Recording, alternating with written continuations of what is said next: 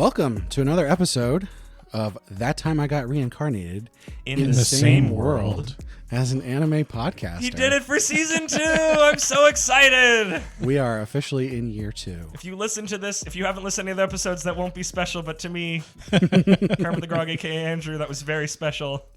Yeah, so episode 13. That's our official first episode of the second year. It's exciting stuff. When I was reincarnated in the same year as an anime episode. Yeah, I mean, I'm really glad we're doing this. I've been having a lot of fun, so. Yeah. Yeah. Well, who are we having fun with? Who are we? New year, new start, new listeners. Yeah. And also old listeners, welcome back. If you're actually new here, just to give you a little bit of an introduction, we are the Weeb Cabal. We have been watching anime and talking about anime and manga for many years now, and we decided we were going to do a podcast about it. I'm your host, Isekai Sensei Sama, aka Brad, and I'm joined in our Weeb Cabal by Kermit D. Grog, aka Andrew. Hi ho, it's me. And Bento Baggins, aka Ben. Konbanwa, minasan. So, yeah, today we don't really have any news items to talk about besides, we're watching our standard shows we've talked about on the previous episodes. So you should go listen to those episodes and get our recommendations on that. Yeah, we're in the middle of the season, so there's nothing too juicy hopping and popping right now besides the normal, like, hey, the episodes are good, or hey, they're not. But that's not our job. That's not that's not the kind of podcasters we are. There's somebody else already handling that just fine. So, yeah, today we're just going to jump right into it. So here we go.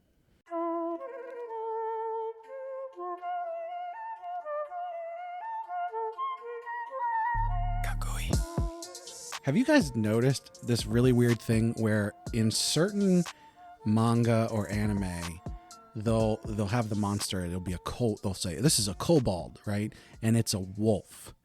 But then other ones, they say, oh, they're kobolds, but they're lizards.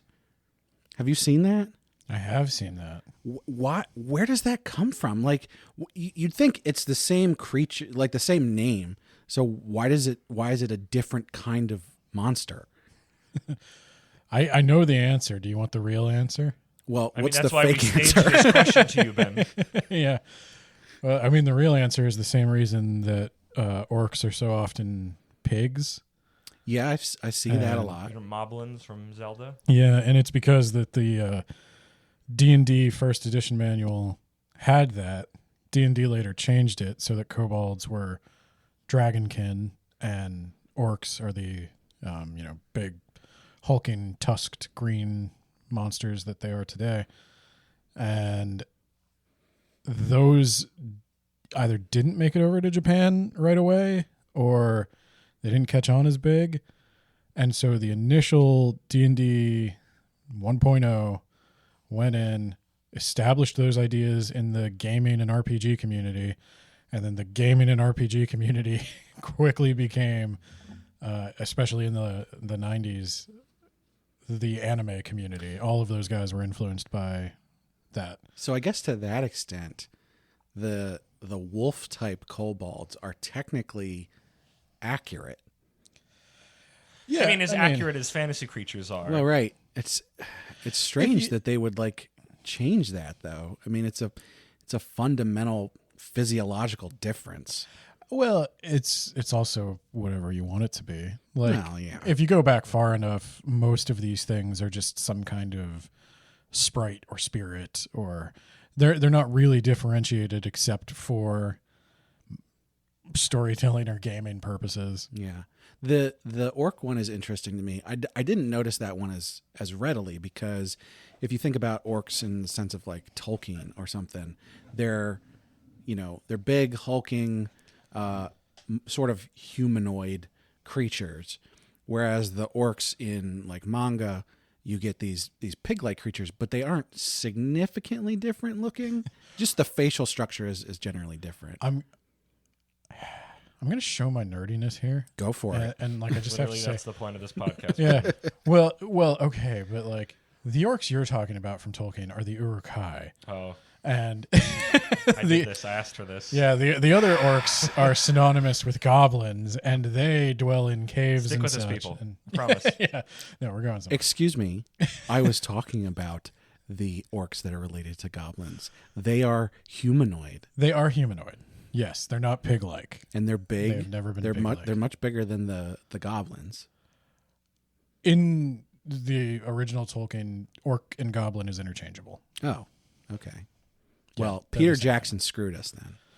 Yeah, they had to change it a little bit. He called them goblins in The Hobbit, and he used the terms interchangeably in Fellowship of the Ring, and then he mostly just stuck to orc. But yeah, I know a lot about that.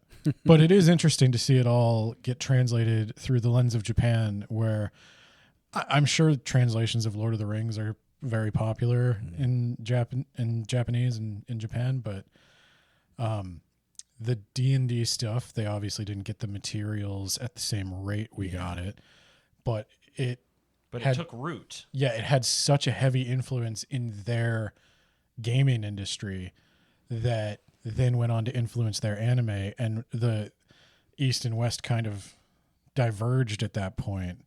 I had an interesting experience with it because really my first sort of like I've definitely heard the term kobold before, but I don't specifically remember ever seeing one and going, "Oh, kobold, that's the thing. That's the thing in my head now."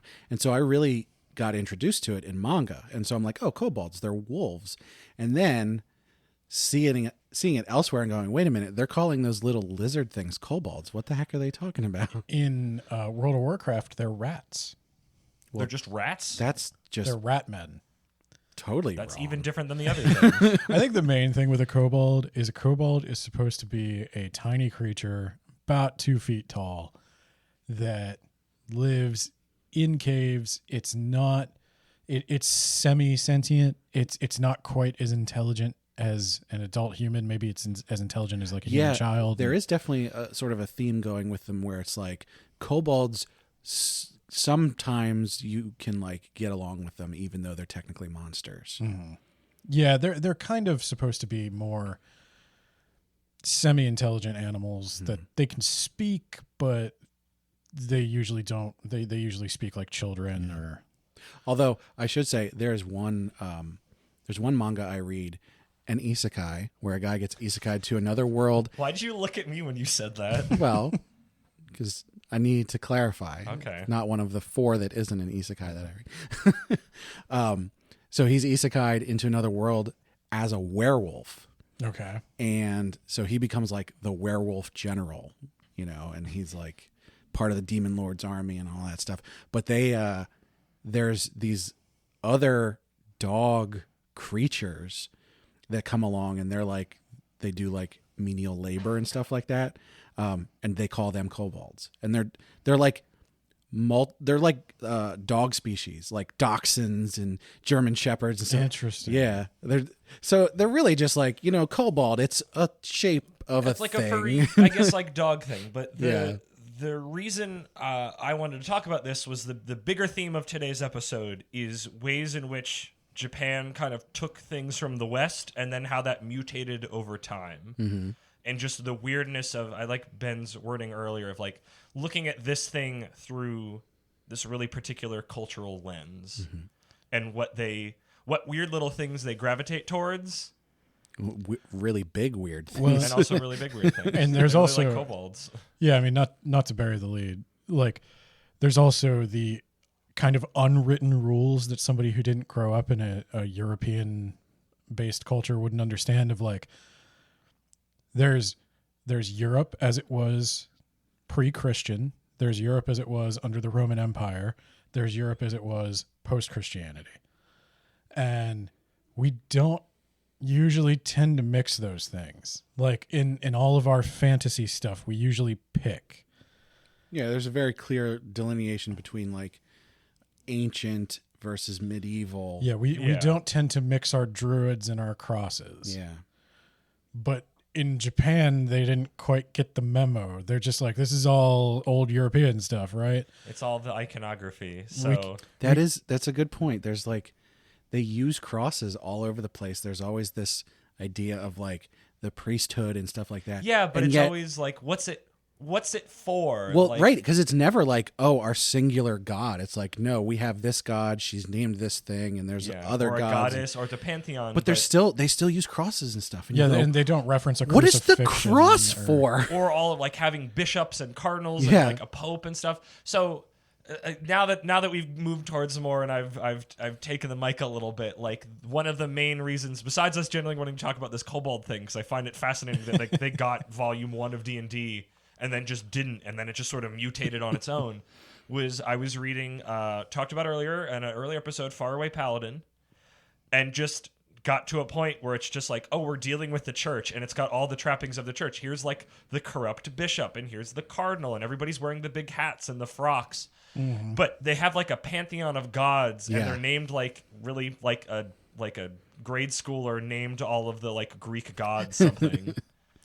Oh, well, and that's another one. I mean, simply like the language itself is something like the idea that English is exotic to a Japanese ear. Yeah, which I mean, Japanese is exotic to us. Right. And so we notice then some of the nerdiness that we probably do to them. Like you have Ariana Grande getting Shichirin tattooed on her hand, thinking it means 7 rings when Shichirin means small barbecue. Oh, That's great. That's my favorite. I always remember iShield 21 that some foreigners come over to Japan and they get tattoos Yep. of Japanese language they think they means really strong, and it just meant like big shit and his little brother little shit. And just that has always just been like, never get a tattoo of another language that you don't know or speak, because Yep. that just will automatically happen. You'll become Tiny Barbecue. Yeah. And so you wind up with things like in Faraway Paladin, Grace Feel, which I think is not at all what they meant to say. It's probably. better. It's better than, because I was gonna say like, well, the god Whirl and the god Bolt, and it's like, okay, are we naming freaking American gladiators? Like, what's going on? That makes me and wonder. laser. I obviously don't read any of these in the original Japanese. Do you think the kanji for like the name of the position that they use actually says like bishop, like bishopu or whatever? I would that have was to terrible. look. In my experience, when it is borrowing an English word, they do it in katakana. So Grace Feel is like Gure Sufiru. But it's not just that they're using the words. It's like the visual like and storytelling trappings, but having none of the understanding. Like reading Faraway Paladin, it's like every isekai thing that I've seen either directly or like through the little looking glass into Brad's brain, like you see it everywhere. And I don't know why with I think it was just because it was so Christian Catholic trappings, and it's like, here's your Greek pantheon. Like, I was raised Catholic. I'm not really religious anymore. And I just started getting like pissed off. I was just like, you guys are using this like this kind of important cultural thing to a lot of people, and like that is in my background, as just like set dressing that you don't understand. Well, and as much And as then I Ben, like, I think it was Ben, but it might have been you, Brad, coined the old meme of like, my culture is not your costume. And I like felt that, and I'm like, I get it now. Well, not Yeah. that I didn't get it before, but like I felt it in a way that it's just like you just cut that out. Like, make your own thing. Like, if hey, you're gonna is this stray what cultural appropriation feels like? exactly. It's I'm like not if the you're gonna stray dominant so far culture. from it, like don't. I don't know. It felt like it felt insulting, even though I am not in the Well, party to be insulted for that anymore. But it was just very like, I don't know why that one put me over the line. Where it's just like, if you're just gonna not make it Christianity, just don't make everything literally yeah. look exactly like Christianity. Like, they just don't get it. It is literally a costume to them, and I find that so strange. The Faraway Paladin one, I think, is so much more egregious. I love Faraway Paladin, but that whole part of that makes the least amount of sense because of how many different gods there are, and the fact that like a god's power is related to how many worshipers they have. Yeah. So you're saying, but they're here's all this in one house. They're in one big Christian-looking cathedral. right. You're saying like, oh, here's this monolithic like church, and we have bishops, but you know, this person worships only this person, and this person. It's But like they're all somehow like, but it's not, because it's like you could go, oh, it's like the freaking, it's like, oh, the different like saints and whatnot. But it's like they don't understand. that's actually that. probably much more You could do that, but you would have to know, and they clearly don't, because it's just kind of like using it as It's set dressing, and it's everywhere. It's a weird feeling for an American. Yes. To not be to have another culture that is dominant, within their own sphere. The people that this was made for are not going to know what these symbols mean to you. Like, you're not going to look at it like they don't associate crosses with crucifixions, with crucifixes. And that's the weirdest one. Yeah. Yeah. And they just associate it with holy. Right. And Where it's This like, is this there's is a the man symbol. that's dead on that thing, and like again, Yeah. whether you believe it or not, like it's just that complete disconnect of like this is kind of a really important symbol, and y'all are just like tossing it around like spice on something with your shitty little fantasy stories. I think more so just the fact that like the cross means something specific. I mean, I think it's weird that Christianity uses the cross, but whatever. But like, there's a very specific reason that symbol exists, and they just like gloss over that completely, and they're just like, well, priests wear crosses. That's the thing. That's what I find so fascinating about it. It's as if they saw it. It's like oh, I saw this movie, but I only saw some of it, and I didn't get to hear it, so I only got the visuals, and Yeah. this was the understanding I took away from it, and then that germinated for decades and decades and decades in its weird little pressure cooker, and out pops our current situation. Although, you know what? This is an interesting point, though, because I am aware that Japanese people are aware of Christianity. yes, There, but it's there is- different. it's a small minority, but they have Christians in Japan. There are Yes. Japanese Christians. But they don't typically, unless it's in a place that used to be a foreign settlement, they don't have big churches. Right. Most Japanese Christians meet in like what we would call like a Knights of Columbus Hall or something Yeah. like that. It's just some rental space. But still, they should be somewhat aware of what the cross is and what it means. I don't know that Japanese Christians go out of their way to tell everybody that they're Japanese Christians. True. I do think you get looked at pretty Which is weird. weird because Jesus and his brother lived in Japan for a time. I have heard that. Is it his brother in that one? I don't think they say at the same. It's Buddha, right? We're it's- talking about an anime where isn't it? No. Like No, there's a literally, they shrine. believe Yeah. there are I thought you sects were of talking Christianity. about that anime that I think it's No. Jesus and the Buddha But like that one futzing is around hilarious. having good times. I can recommend. I thought that's that. what you were. I thought that's what you were referring No, to. there's sects of Christianity in Japan. One of them believes that Jesus, after he was resurrected, came and visited Japan. And then there's another sect that believes that their sect of Christianity started when Jesus's brother came and lived in Japan. Well, and Craig, his brother Craig. I think James. No, But- I mean, if you're like, Craig Christ. Craig But- Christ. It's a song. But yeah, I think some of the stigma around Christianity in Japan is like the Shoko Asahara cult. I think they all use Christianity as sort of like a baseline. Yeah. And so it attracts this kind of weird mysticism grifter type. That is, as cult-like as Christianity can be in America, it's very much more cult-like in Japan.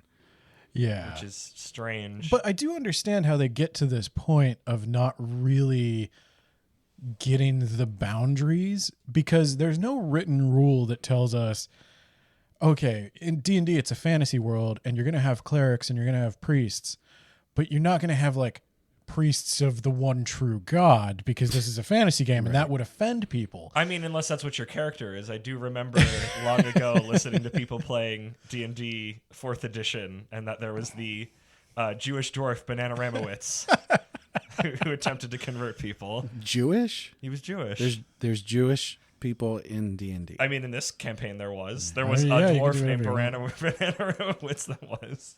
But I get, Good name. if you're That's why I wanted to say it, because it's great. if you're Japanese and you played D&D and you played a cleric, and then you want to write something that's somewhat inspired by that, and you start Googling cleric. What is a cleric? Well, also, you don't have Google because it's the 80s. Well, yeah.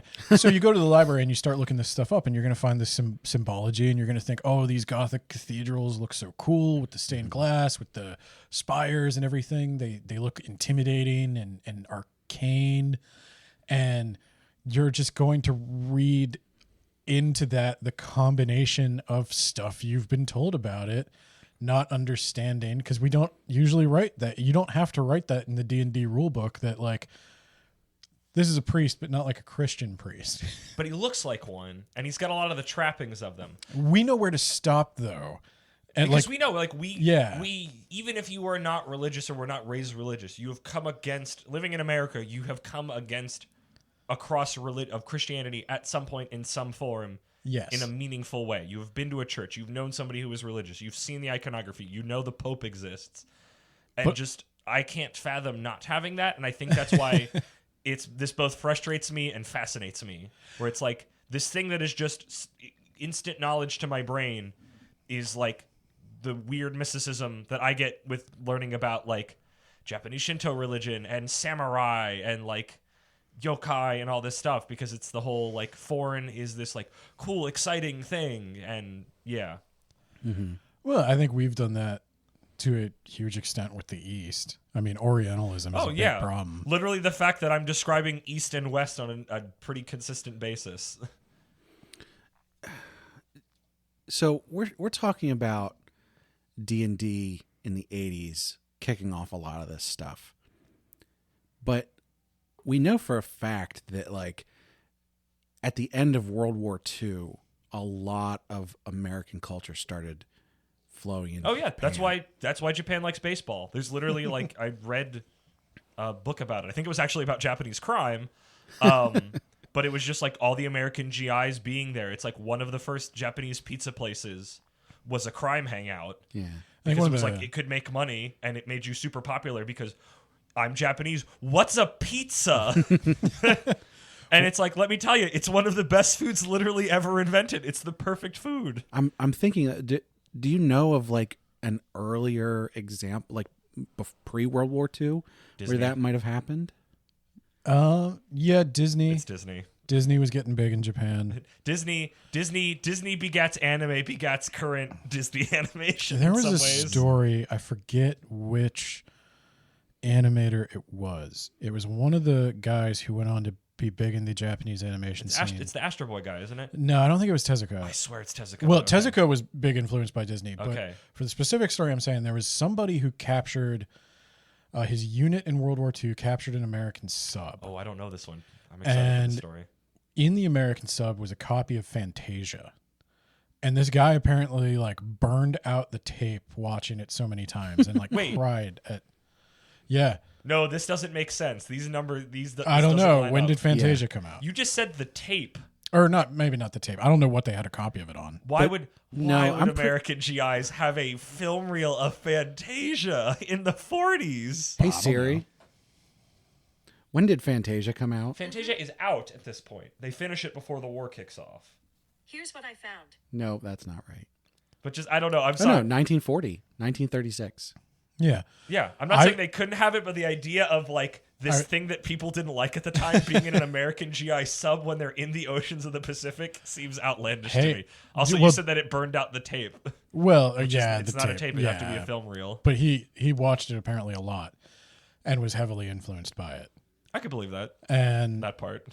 there were a lot of stories, like obviously Tezuka for Astro Boy Yeah, decided watching Snow White. I think that's the story I know. he decided to replicate Disney, and they were trying to replicate with the early anime a lot of Popeye.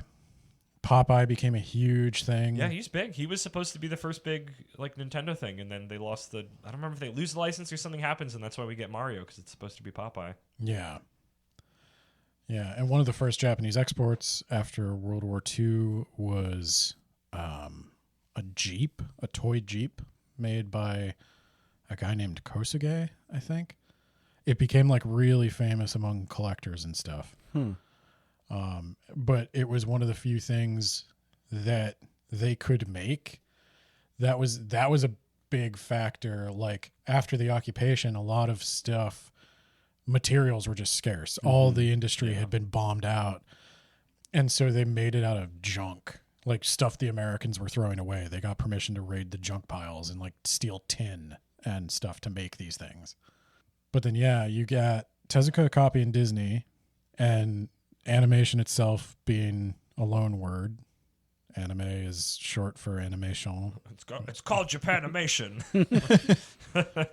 If you read the kana in any anime, they all have like opening animation. It's literally the kana for opening animation. But it's that whole language is words gain meaning beyond their literal meaning. Mm-hmm. So we wouldn't call, like, anime is animation, but we wouldn't call it that. Its main designator is anime, which means it's from Japan, even when that's not technically true. Also funny, though, is that most American animation, even if it was American directed, isn't made in America. It's made in Korea. Yeah. Or sometimes also even literally Japan, which was like, is that anime? Oh, no. Because if you start doing it too literally, the whole system kind of breaks down. And it's like, what are we doing? I wonder if they're going to start using AI for that instead. What? For in-between frames. Almost assuredly. Because that's what they do. I don't want to is think that, about any of this AI stuff they have when it comes to artistic adventures. The Western studio does like the keyframes, and then they ship that over to Korea, and they make all of the in-between frames. Well, I don't know how true that still is now. There's point. Still a lot of Korean names in the credits of I'm sure. Even anime now. My knowledge base isn't as up to date as my old stuff where it's like learning it's like, oh, The Simpsons and a bunch of like early Cartoon Network stuff was mostly done. Yeah. All the in-betweens are done, or main animation was done overseas. But that AI image generation stuff is getting crazy. Yeah. The way you can like take a photo and say replace something right here and it'll fill it in, or you can take a picture of somebody and say I want this picture to be in Pixar style or whatever, and it'll just make that. It's scary. Let's not talk about that. I thought of another Western influence on anime. Big muscle dudes. Right around the time Schwarzenegger and Stallone start getting Stallone. I was going to talk about Mad Max inspiring Fist of the North Star and JoJo to an extent. Yep. Well, why am I blanking on the name of the person who writes JoJo? Oh, shoot! Now I am too. Araki. Araki. Thank you. Yeah, I know. What am I doing? I was going to make a joke earlier that we moved on too quickly, but now that we're talking about JoJo, I'm going to do when we were talking about Jesus traveling and his brother traveling to Japan. Oh yeah. It's like, well, if you listen to JoJo in part 7, Jesus' body is around America. Which is very Mormon, I think. Well, right. So there's, was it the Mormons? I guarantee who believe no one in Japan knows about Mormons. That after Jesus was resurrected, he went to America, and like some Native American tribe is like the 12th tribe of Israel or something. Tribe of Israel. Yeah, I'm sure. I don't know. It's all weird. Question if it's ethical to eat Mormons. Yeah, but obviously American film influenced a lot of the action manga that was coming out and early like video game stuff. Like I think and maybe it was just I didn't get it as a kid because I didn't necessarily know the American stuff, but like over time learning how much is inspired by Western stuff that you wouldn't notice. Like there are giant sheets of images of characters from One Piece that are specifically Oda has talked about. The author of One Piece has said, they were based on this actor or this person. And then you like compare them. Well, in like ways that you're not expecting. But it's like the JoJo thing. It's like he got pretty modern with a lot of those albums, but it's just been so long that it just is. Yeah, and I think they feel old, but they're not. They weren't at the time. As opposed to like the Kobold stuff and the Christianity stuff, which sort of like evolved over time and just sort of became like really prevalent without the initial anchor point. Those examples are more like this is a direct reference. The author is going, I like this Western media thing, and I'm gonna take that specifically and use it. Yeah, but it's like it's somehow you're not expecting to see it, and it's I don't want to just say transmuted, I guess, enough through that lens that you because it's like you're like, well, I'm reading Dragon Ball. What's the Dragon Ball's artist name? I've lost it for a second. Toriyama. Man, I can't remember anything right now. Yeah, I know. It's like I don't think about this man in this culture that I don't know because I'm freaking a teenager knows about like Arnold Schwarzenegger and has seen the Terminator, but it's like of course he has. Well, but he's either watching it subtitled or dubbed. Yeah, but he's still like taking it in. But like when you see certain characters in Dragon Ball, you put the lines together and you're just like, oh, freaking facepalm. Of course they were cribbing notes from things in the same way that we were cribbing notes from their stuff. How do you do an Austrian accent in Japanese? I doubt they would even attempt. They would probably just make him sound like he was from some version of Japan. Some Speaking area of Japanese. Japan. But I think the Western inspired like fantasy adventure is the interesting one because that has developed into its own set of tropes. Like Yes. you and now, because this whole thing is like a conversation between East and West that was playing out like over decades by the time things got translated back and forth. Now with isekai, I see in books like all these independent novels that are coming out. I see a bunch of kids trying to write web novels in America, light novels in America. Isekai and all that Western fantasy from Japan has influenced people writing in the West now. They have started taking things that they like from it. It's the conversation. They like and you also notice in all of those Western things, with a few exceptions, like Record of Lodoss War literally tried to be Lord of the Rings. But for the most part, it all incorporates a lot of gaming.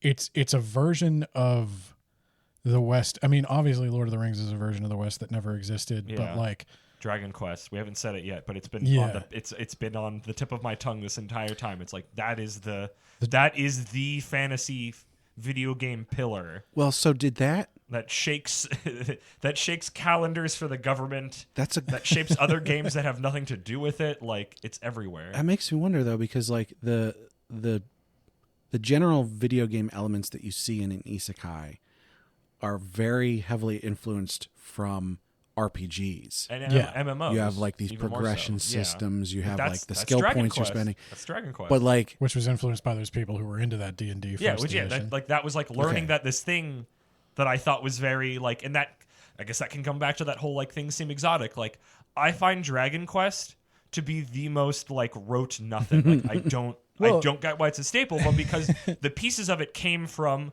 a foreign place, even if they don't know it, to the Japanese, it was novel.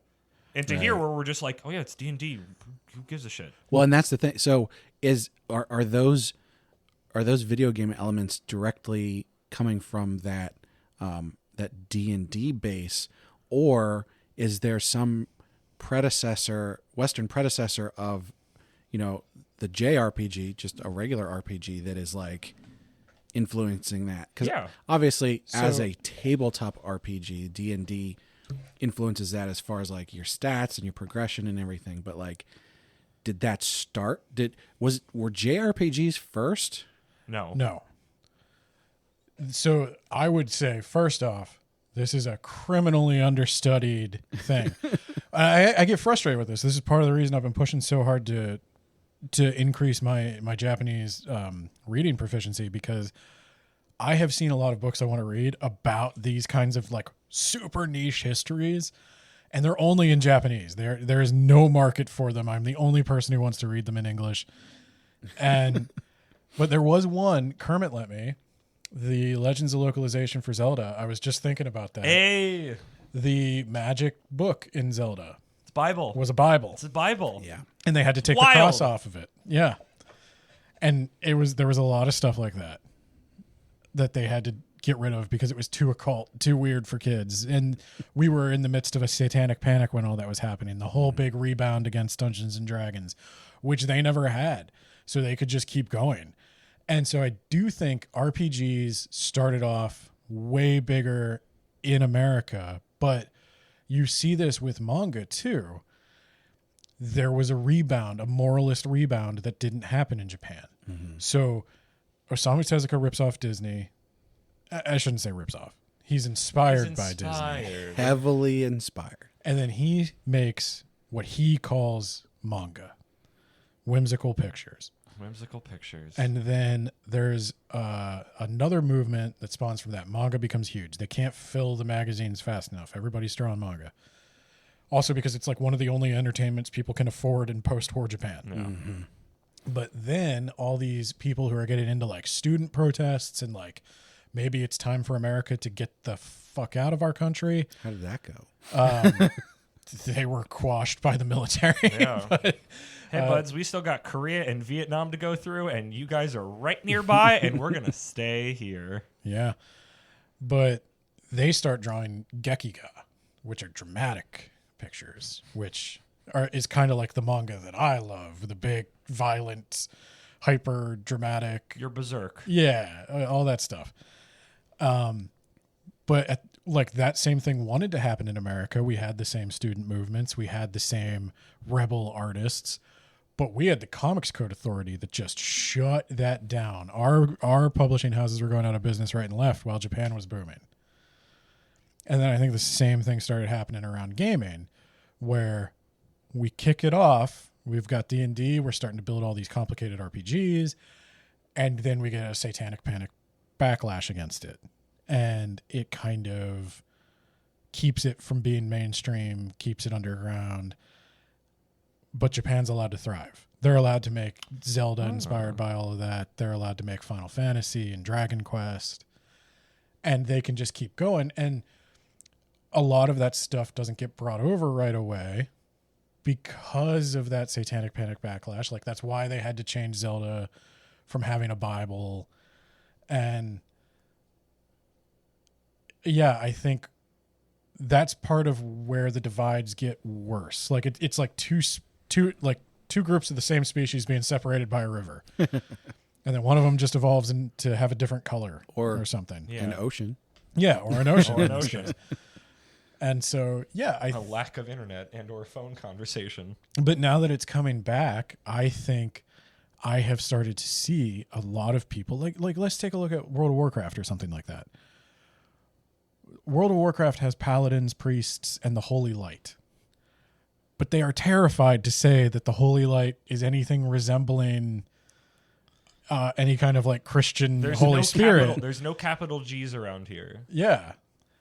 And so they're like kind of stuck though, because obviously they were picturing these big Crusader Knight Templar dudes, and they can't say where the Holy Light. They cribbed the notes, but they know well enough what they can and can't do with said notes and iconography. Right. Whereas Japan has no qualms about that because they don't either know or give a shit. Yeah. The number of people in their population who are going to be offended by it is functionally zero. Also, just the whole, I didn't even think about that. That obviously makes a ton of sense. You have this population that looks at a cross and goes, oh, there's a lowercase t. I know that English letter.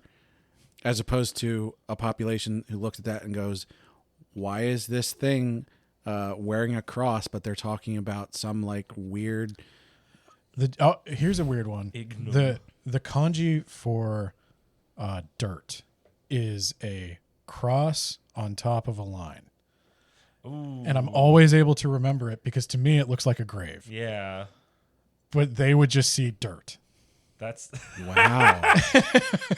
I'm 14 and this is deep. Yeah, I know. I mean, but it is like, it is one of those things where it's like, if you see a cross, like that's just not a sacred symbol to you. I can't help but see it. I can't not. Yeah. It is physically impossible And for me. I have the same thing with the Star of David and the moon and the star for Islam. Yep. Like if I saw those symbols anywhere, if I saw them like printed on a t-shirt next to some guy shooting a magic beam, I'd be like, whoa, I would that's instantly, gonna piss people if I off. saw a freaking Star of David on that, my hands would instantly go up and go, whoa, Japan, what are you doing? Yeah. I know how you guys feel about the Nazis. It really makes me uncomfortable. I don't trust you. I will say though, the Star of David and the moon and stuff, that actually makes more sense as a religious symbol to me, as opposed to the thing our Messiah was killed on.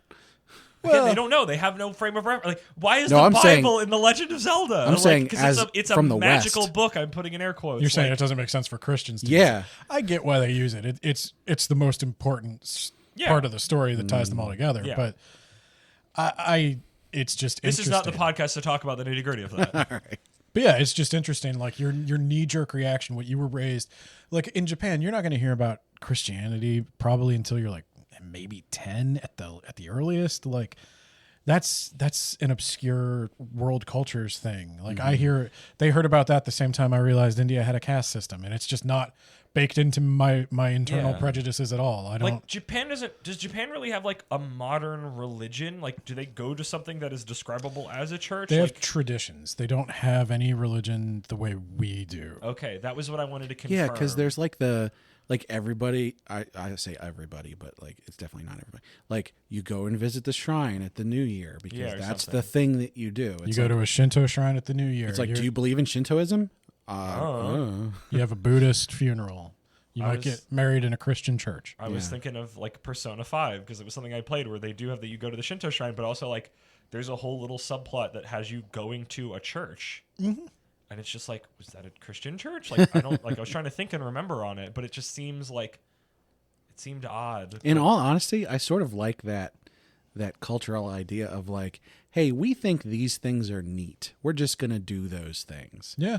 I think it's just, I don't think there's anything wrong with, hey, this looks cool, because we do it. And I can't, I'm a big proponent of don't throw stones when you live in glass houses. Oh yeah. I mean, when's the But I last? think it's just the particular things what you decided to borrow in this case is kind of like a little like, pull at my collar. It's like, did you have to pick these? Well, They're I kind mean, of important to people, and it just is like Yule was having a very lack of- important to the Norse when the Roman Catholic Church decided they were going to celebrate Jesus' birthday on it, and Samhain was very important to the Druids. And yes. Yeah. I know. No, but We're that getting was- into danger territory. That was directly on purpose. They did that for a reason. yeah, I know, but that's what. Like, It's the lack of understanding and purposefulness that it's like a very childlike, you look cool, get in kind of way that I think is what makes me, I'm like, and I think some of this is also my bias of I don't like those fantasy settings and I'm getting really tired of them. Yeah. And I don't know why it was just that one,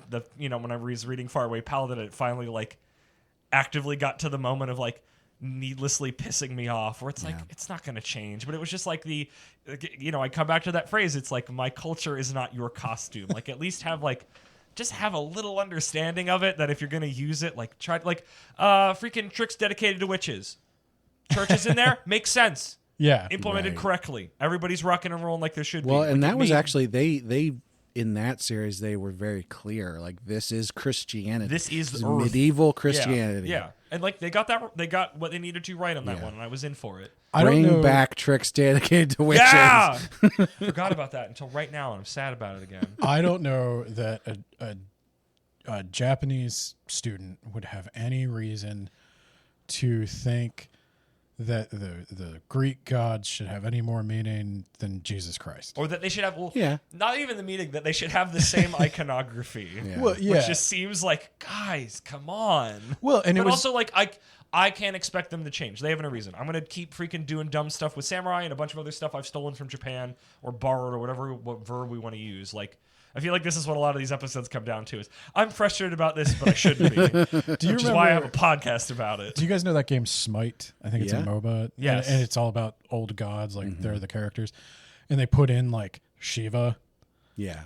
and then realized that there's about 2 billion people that don't think Shiva's just a video game character. Well, that about happens this. quite a lot. You see the Greek gods, the Roman gods, the Norse gods, the Egyptian gods.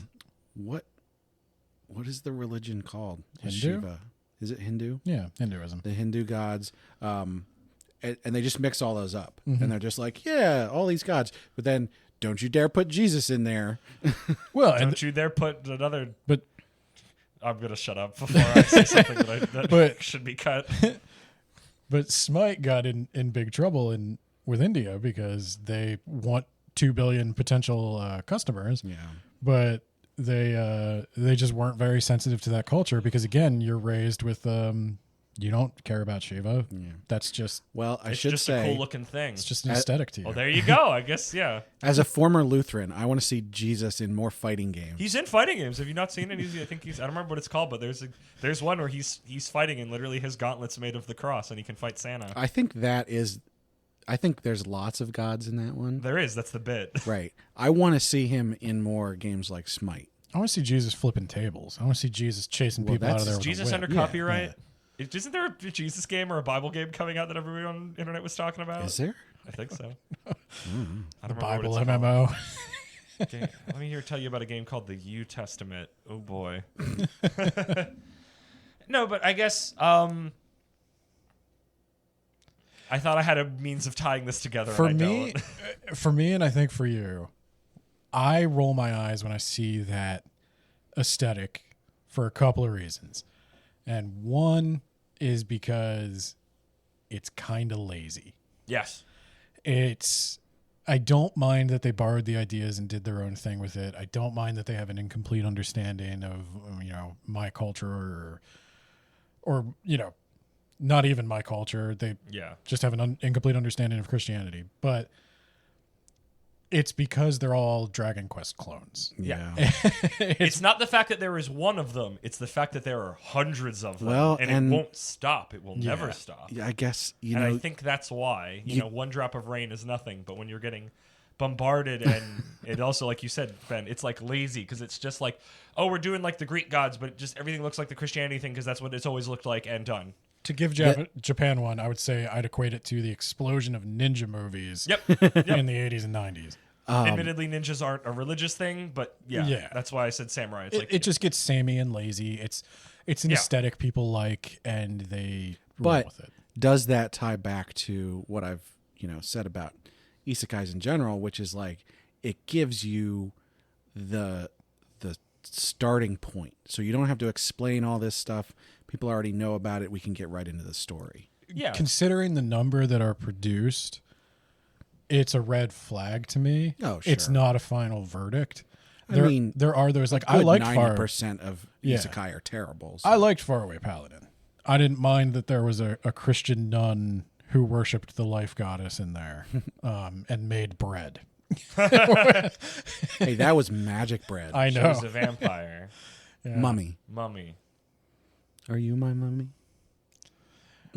Mummy is a whole different kind of Orientalism that we could talk about. I know. I want to pull this segment to a. But I think that's the thing we've had with isekai. It's just there's a lot of things we're giving you this. This is shorthand for the world. These are the parts. These are the ingredients for my isekai cookies that I didn't want to get myself. Here is just the flour. Right. This is the flour. Mm-hmm. This is the. But then this you is have the to holy water. This is the wine, the blood of Christ that I put in my cookies because that is how we've always made cookies, and I have no reason to take it out of my cookies, so that's what they are. And I think it's fine to do that, to give that sort of jumping off point, but then the story that comes after it has to be good. It's the sheer number of them. I think that's. And I can't stop. I have to. I feel like this is the lesson I learn every podcast. I can be frustrated with this. There's legitimacy in it, but I can't stop the river because I'm over here and there's a billion people who think otherwise. I mean, we've brought it up over and over again just tonight. The Faraway Paladin thing, where it's like this is a good series, but they do this where they give you these things to sort of give you a shorthand to get you into it, but the story beyond that is good. I think that's why Faraway Paladin pissed me off the most, is that it has shown itself to have the chops to have made its own thing, and when it just doesn't so heavily and blatantly where it's like, I know you're a better chef than that. Yet you used the same ingredients that everybody else used, even though you were so delicate with so many other things in what you were doing. And I think we go to Ben's things. I think it's laziness in a series that proved that it wasn't lazy. I don't think... And that's where the frustration stems from. Yeah, I think probably my final thought on this is I think cultural inspiration is always going to be like a conversation. People are always going to get it wrong. I think they should be free to experiment with that a little. I don't mind that they use religious imagery. I know there are people that do. I don't care. But you could never go wrong looking into something a little more. If you're really going to explore fantasy and stuff. What did those Germans do during the war? Maybe we should look into that before we start using their iconography and things and thinking they're real cool. Wouldn't that be a thought? Maybe we should look into what everybody was doing in the war. Right, also right, true. Right before we decide maybe we, speaking as Japan, should look into what we did during the war. Oh no, we can't do that. Let's not think or talk about that. But we probably shouldn't. Why is China getting mad again? We probably shouldn't go too far into that, just to make sure that this podcast isn't illegal in Germany.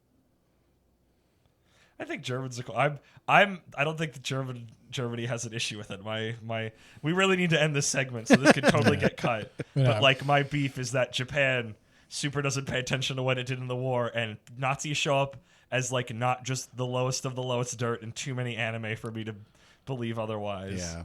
See JoJo, see Hellsing, see other things that I can't think Hey, of. these Nazis are pretty cool. No. No. Maybe take a moment. Again, also, maybe learn what you guys did during the war. I'm not going to say we were us as Americans were squeaky clean during the war, but also, like, we learn about that. I learned about the Japanese internment camps when I was in school. I learned about that stuff. I learned about Japanese internment camps from George Takei.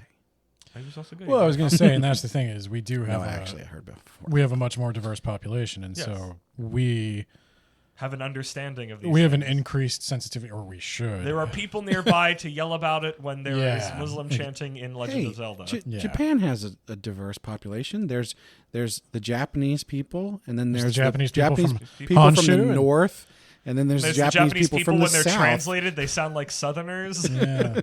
Yeah.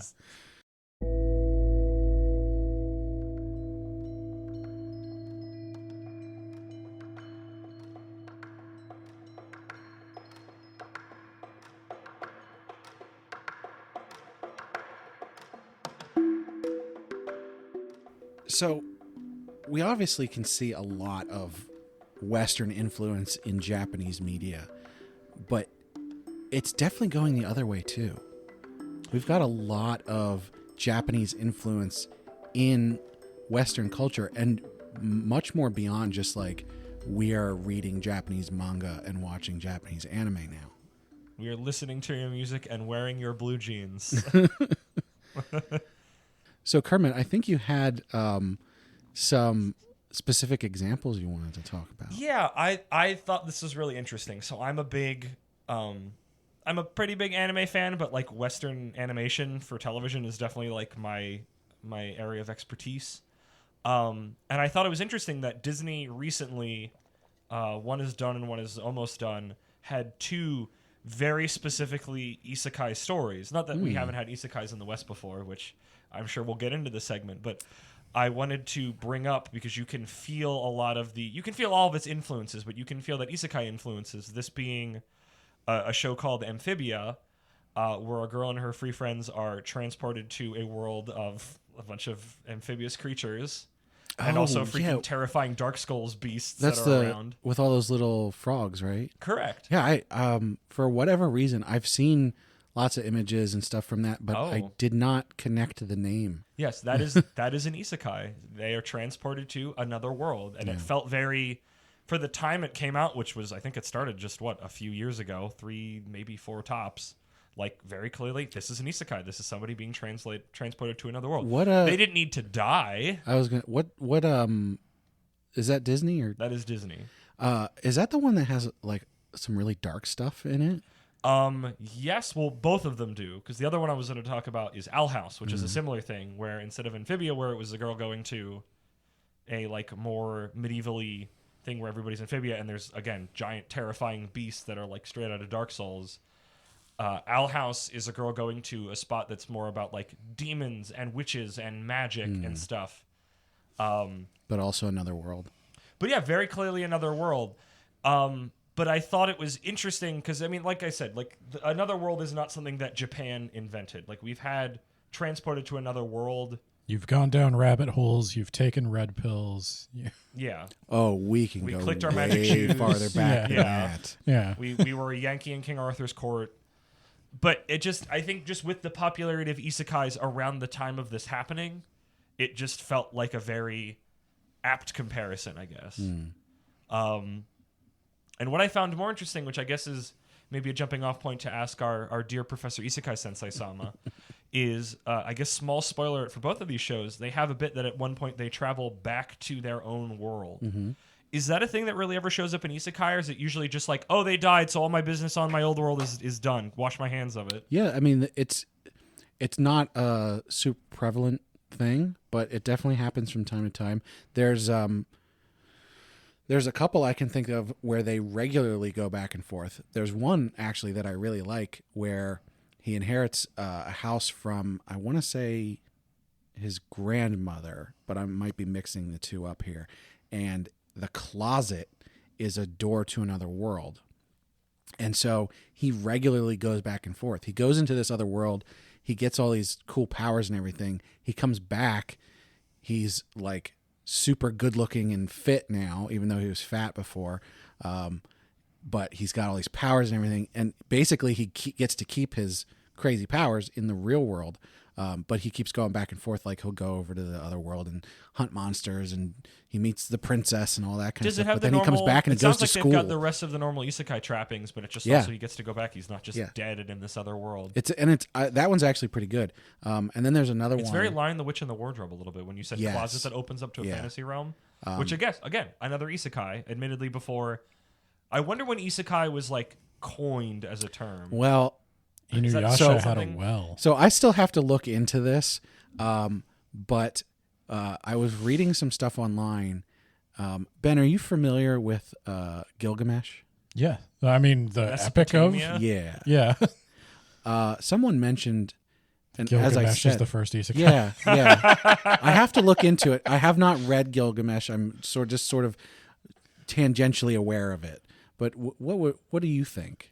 Do I think Gilgamesh is an isekai? What is the story of Gilgamesh for somebody who doesn't know? I.e. me. Like from the at a really high level, Gilgamesh, a lot of it, kind of people say Gilgamesh came before Genesis, and Genesis tells a lot of the same stories as Gilgamesh. Basically about Sumerian royalty, prince, I think, going and looking or king, going and looking for the elixir of eternal life. And where does he go to look for it?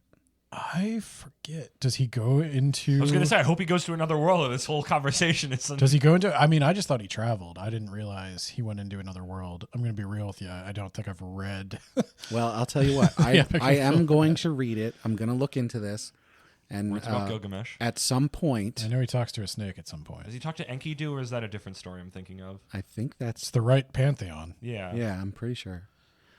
So, yeah, at some point in probably the near future, that question may be answered. Of what the first isekai, possibly the first isekai is. Isekai. But I guess, I think another bit of research we should do, I think from this is like, when was isekai coined? Because like we were joking earlier, like we've had in another world stories for hundreds and hundreds of years. Yeah, I mean the actual term isekai. Japan is not a creator of it. It's just I think this recent fad is coined within their word and the billions and billions and billions of these stories they've made. It's not super old. It didn't become like isekai, the word didn't become the trope until recently, even though there have been isekai stories for a long time. It's the moment when the word becomes the word that it is. Yeah. When it gained meaning beyond its literal meaning. Which I know there was that earlier. I sent you guys a link to Sekai K.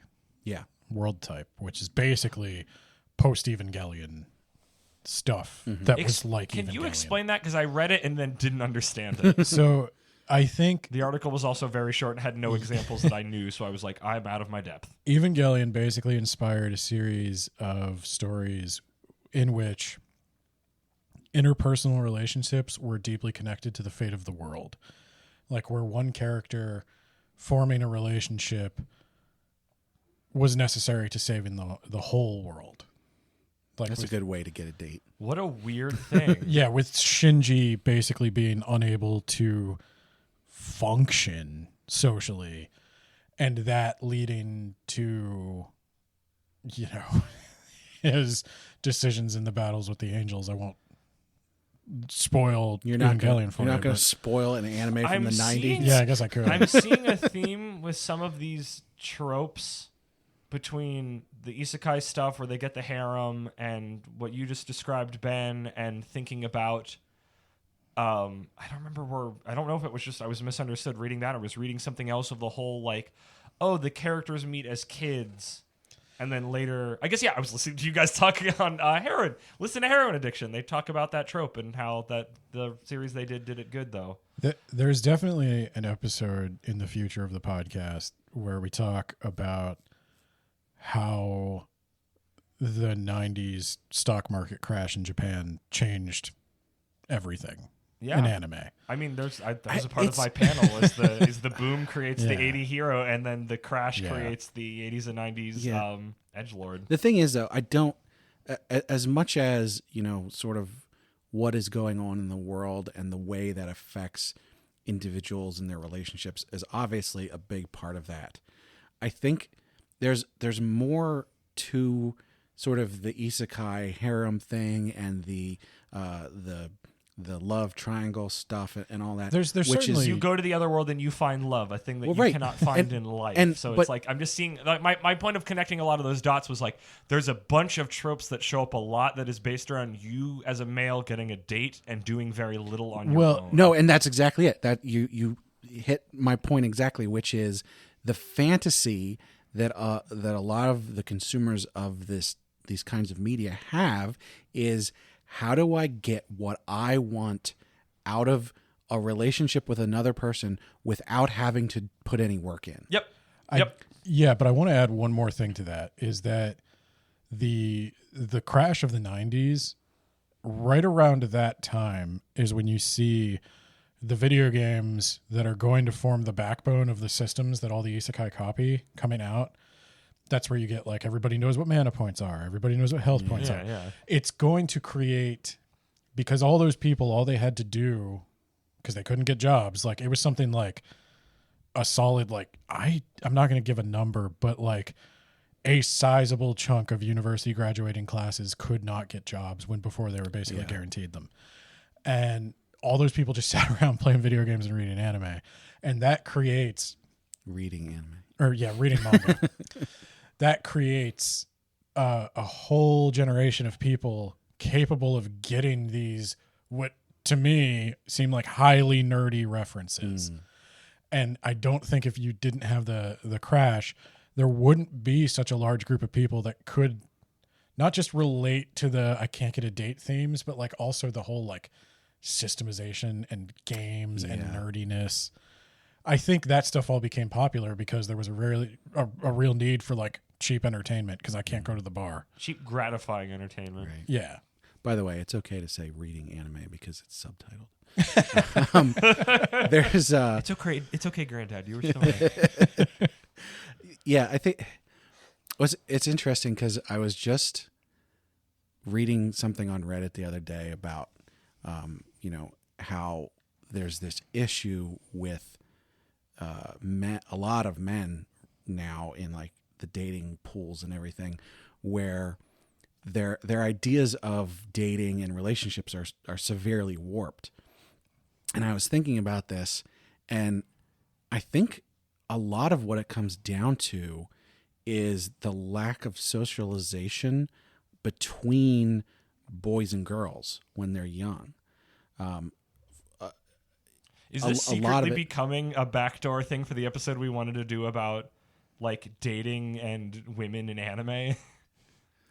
It ties together a lot of topics we I'm were not talking saying it about. can't be. We'll definitely get farther into it. There's Yeah. a changing role of men in society and a changing role of women in society. Well, right, and I think sort of this idea that I'm sort of rolling around in my head, it stems from this thing where for a long time, starting in like the early 1900s, sort of up into the 90s, mid 2000s, there's this idea of like boys like trucks and policemen and cowboys, and girls like dolls and playhouses, and sort of like segregating boys and girls into these different The categories. blue eye on the pink aisle. And when you do that, F those you concepts. separate the socialization of boys and girls at a young age into teenage years.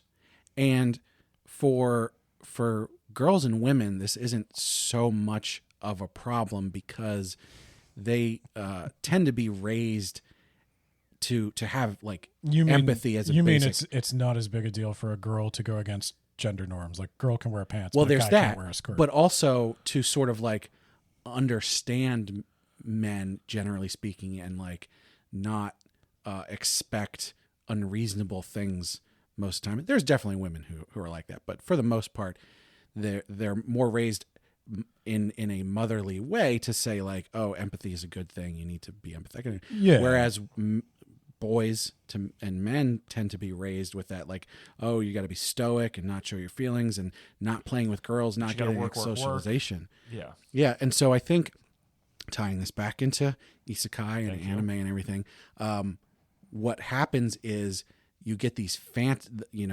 boys and men start to have these fantasies of relationships and adventures and everything, where it's like things just come to them because of who they are, not necessarily because of what they are doing for others. It's the male power fantasy that I get all this. It's why I don't like isekai. It's the male power fantasy of I get all this stuff and I put in the minimum effort. I would add something to that though. I think Japan hit this before we did, but we are hitting it now. Mm-hmm.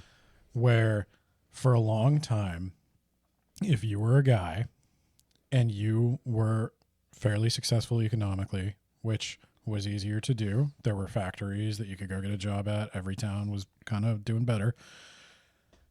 You would get married because women had limited economic opportunities. They were expected to get married, raise a family. And even if they worked, you're only going to go so high. There's that glass ceiling. Now that's shifting, and there's a lot of people who are like, I'm a high value male. I did the time. I put in the work. I deserve these girls. And I think that Japan hit that first, where it's like, I was just planning to do what the system told me to do. I was going to go be a salaryman. I was going to work 90 hours a week, and somebody was going to marry me because they had to marry me.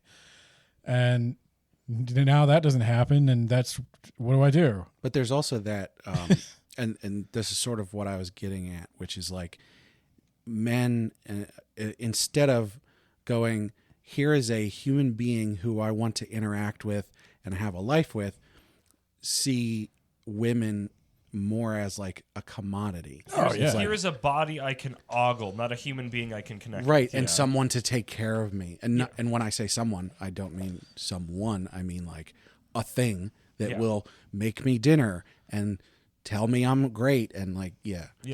Well, and one of the reasons I think we've both, me and Kermit, have been critical of isekai is because a lot of isekai doesn't push back on that very much. No, certainly. No. It just indulges it. Yeah. And I've said this. I said it earlier. 90% of isekai is terrible. Yeah. Like I enjoy junk food. So Yeah, but sometimes junk food can whatever. Okay, question. Because when you were describing parsing this so clearly as a male power fantasy. yeah, Like, because you don't usually see, I think we've talked about, like, you don't usually see, like, it's a woman in an isekai. Because when you do, it's usually, at least through the lens of what you've read, it is the villainous stuff. It's like a dating thing. And it's not like, I'm going on a fantasy adventure and stuff like that. Well, and that's a good point because the woman-centric versions of it tend to be, I am taking the power. I am in a bad situation and I'm going to make it my own, and I am going to be the one in charge and do the things I want. Working for it. I mean, I want to go back for a second and then bridge forward is like the ones I was talking about on Disney. It's like they go there and the humans have a leg up by being humans in this world and having their whatever they're doing, and sometimes there's a little, chosen one thrown in there or not. But like, just because they're a different element in this place gives them a bonus, but they're not just like, I'm an unkillable god. Like, it's like they still have to work. They get little special boons by having a different point of view, but they don't just instantly become like super OP. They still need to, they get a benefit, but they still need to work for it.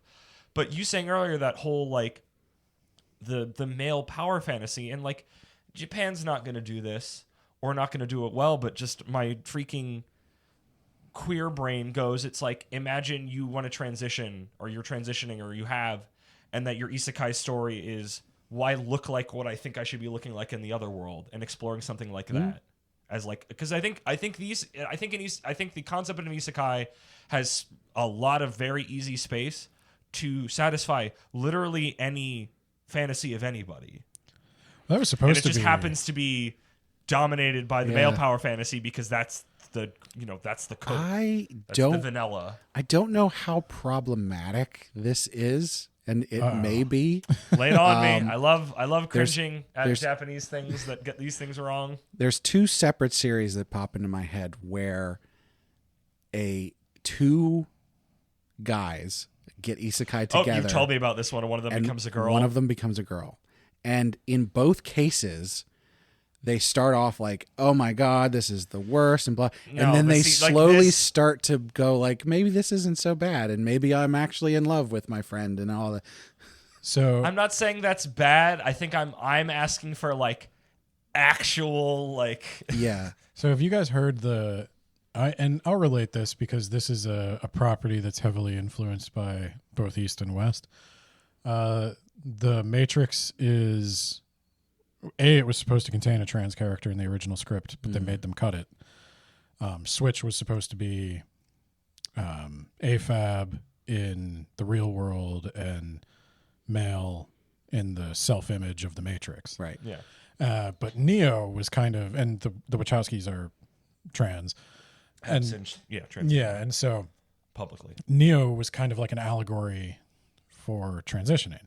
And a lot, like that's a theory I've heard a lot of people. I've heard it a lot, but nobody's ever sat me down and talked me through it because it's just on the surface. I'm just like programming, and I haven't pieced it together. But I'm sure there's too many other little bits and bobs for it to not fit. But I definitely think something like the Matrix takes so many influences from anime. Yeah, it also has like incredibly overt references to Western philosophy, like simulation and simulacra. Right. Yeah. I would like to see things go that direction with isekai. I want a challenging isekai. Yeah. They're not made to be challenging. They're usually. definitely out there, but the problem that you're going to have with something that is so prevalent like that is it's so difficult to just sort of pour over everything and go like, where's the good stuff? Because there's just so much of it. But and I would address the isekai fandom. Is that what they want? No. No. They do not want to be challenged. Here's the problem. Yeah. I guess but also it's like I want to eat. Brian, you say your point, and then I'll say my point. The thing that you have to remember is that people who are fans of isekai are not the kind of people who are looking for those out of the box, maybe difficult, challenge your idea kind of stories.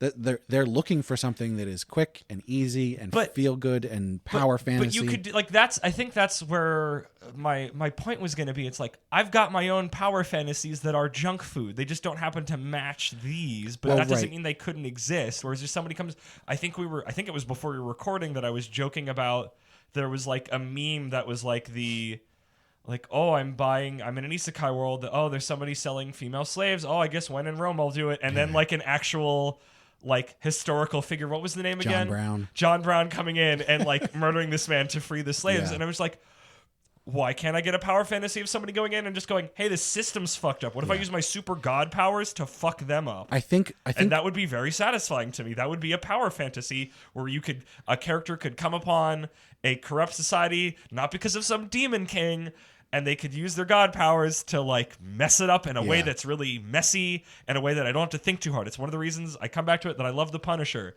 When I read The Punisher, it's a power fantasy. I don't have to think that hard that like, yeah, killing everybody is not a good way to solve crime, but it's a power fantasy. I don't care. I was going to say, like every Tarantino movie, like Django or...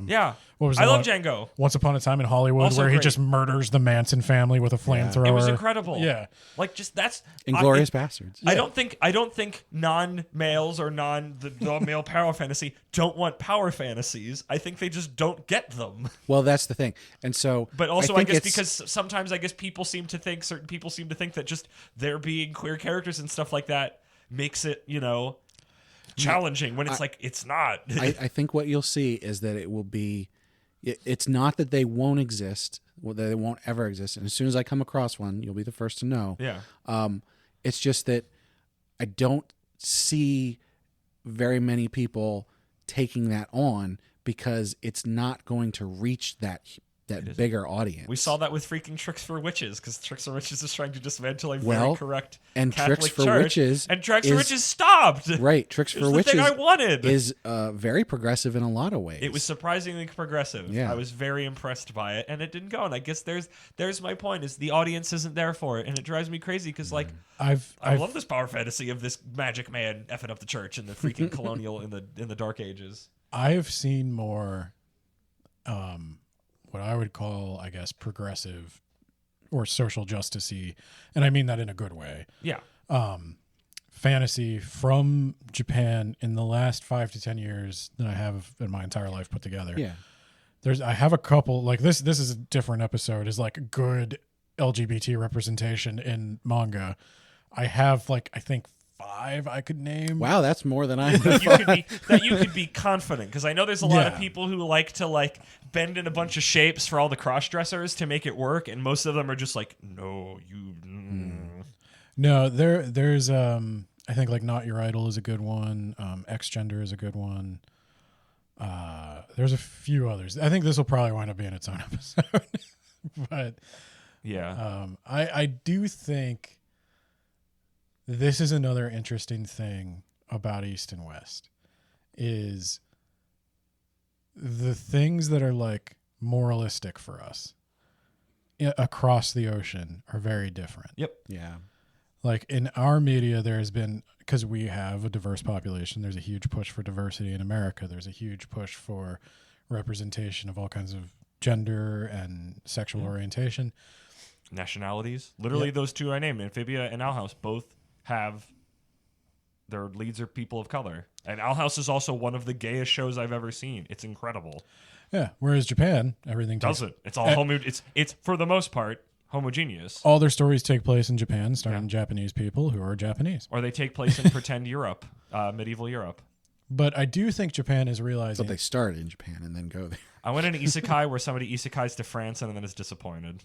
There's an isekai where I love that. I love that. I think they have a word for it when they go to Paris and they're like, "This sucks," and their hearts are broken. And I go, "Yes, yes, be disappointed." there's an isekai where a Japanese girl gets reincarnated as Marie Antoinette.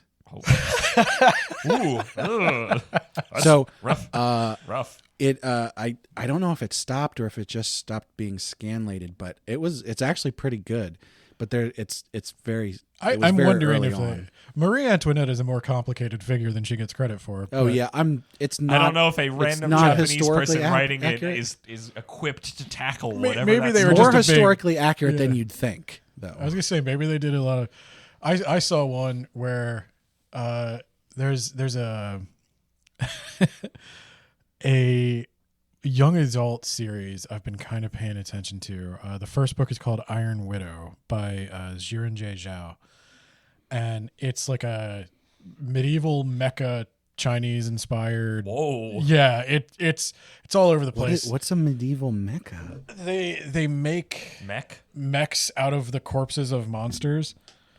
A Okay. meat mech. A meat Yeah, Gundam. it's very. I like it. The main character is supposed to be inspired by China's first female emperor. She's kind of almost. I'd say she pronouns, but there's a little bit of gender stuff going on. There's a little bit of polyamory. I think it's something the kids would like, but the author made a joke that they're making a movie out of it, or there's a talk to make a movie trying out of it. to. And they were like, should we include a token white character for the audience to relate to? No. And she made a joke where she dresses up as Robespierre, who's been like transported into this fantasy world, and he's all confused and So getting his now head it's cut an off isekai. again. Yep. Yeah, there you go. To But wrap yeah. this up, I wanted to ask. We kind of left Which- where we went, but I yeah. kind of loved where we went.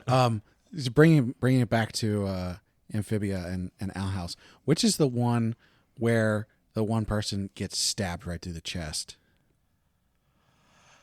I think it's Amphibia. I thought that's the because I saw A lot that. of brutal things happen Yeah, about those shows. I saw that online and went, "Wait a minute!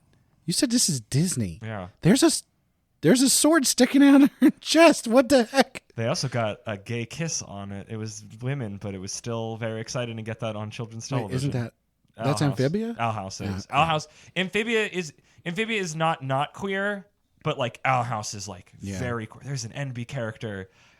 I have no other place to talk about this in a recorded format, but there's an NB character that you meet in the thing, and at one point you get a flashback to when they're in school and they look and sound different. And Oh, I nice. love that because you never ever see that in anything. And it's like somebody who's seen people transition, like, yes, that happens. I like to see that. It shows whatever. Okay, yeah. Sorry. it still makes me very happy that that happened. that's cool. I mean, But yeah, I guess it's we like need more of that. we do. And maybe that's, I don't know how much necessarily now that I talk about it, that those stories were specifically because of the popularity of isekai in Japan and getting over here. But like, I'd love to see, I want to see a power fantasy take on an isekai that's for quote unquote me, and not just the male power fantasy. The thing is, this sort of goes back to what I was saying about the socialization between boys and girls, but I think that's also like the separation of those two groups, I think, is where a lot of misogyny stems from. Yeah. But at the same time, I think that's where you get transphobia and homophobia and racism, because people grow up in an environment that is other people like them. They don't experience normal other people who are different from them, be it a different color or a different sexual orientation.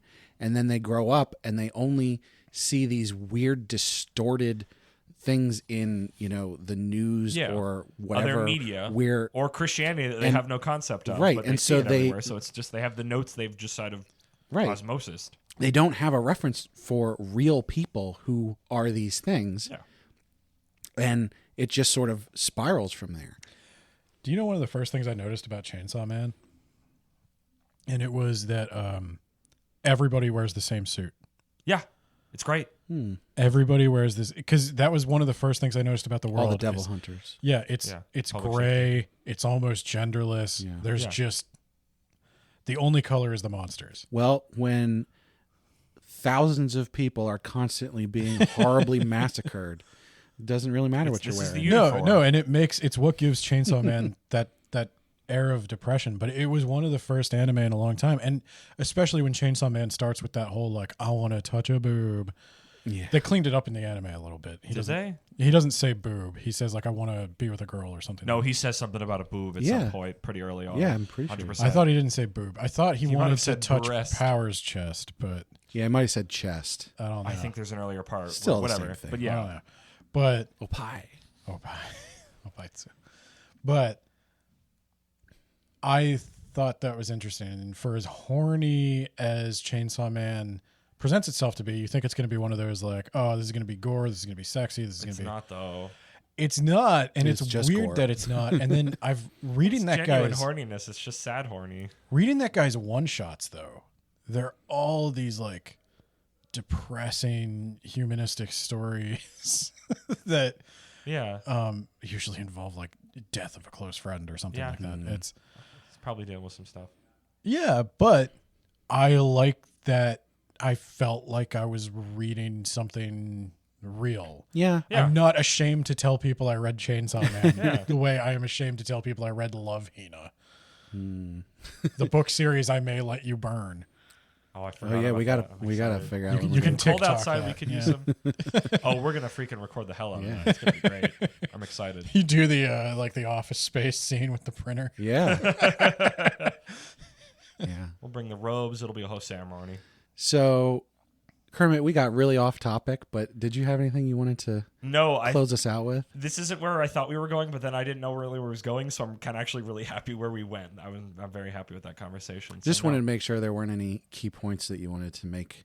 No, I thought there would be more, and then we started talking, and then I'm like, oh, shoot, I don't have anything else. So I would say, like, genuinely, like, Amphibia is done. There's 3 seasons of it. Go check it out. And Owl House is almost done. There's going to be 3 seasons, and the 3rd season's kind of weird, and, like, a third of it is out right now. So if you like isekai, but not the normal isekai power fantasy, but still kind of some of it, go check them out. They're really worth your time. I guess we could say that, like, the way that Western media sort of pulls things from Japanese culture to use them is pretty different from the way that Japan takes Western culture and uses it, because Japan sort of takes it in and sort of just does whatever they want with it. I guess some of it's a little different now, but it's like, if America takes it, even if there's not many of them, there's still Japanese people here in positions to say, hey, wait a minute, or other people cultures. And Japan, until more recently, hasn't been the case. So I think it's like, who's present to go, hey, wait a minute, watch that.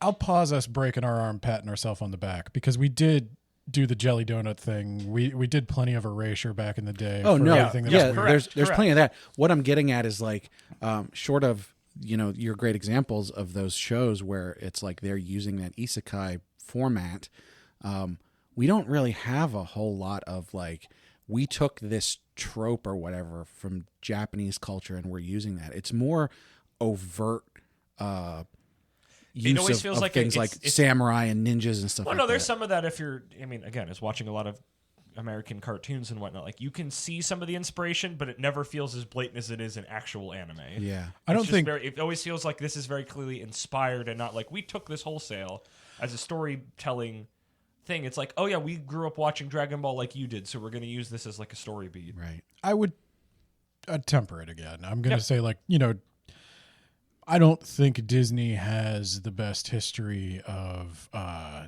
doing justice to cultural properties. Nope.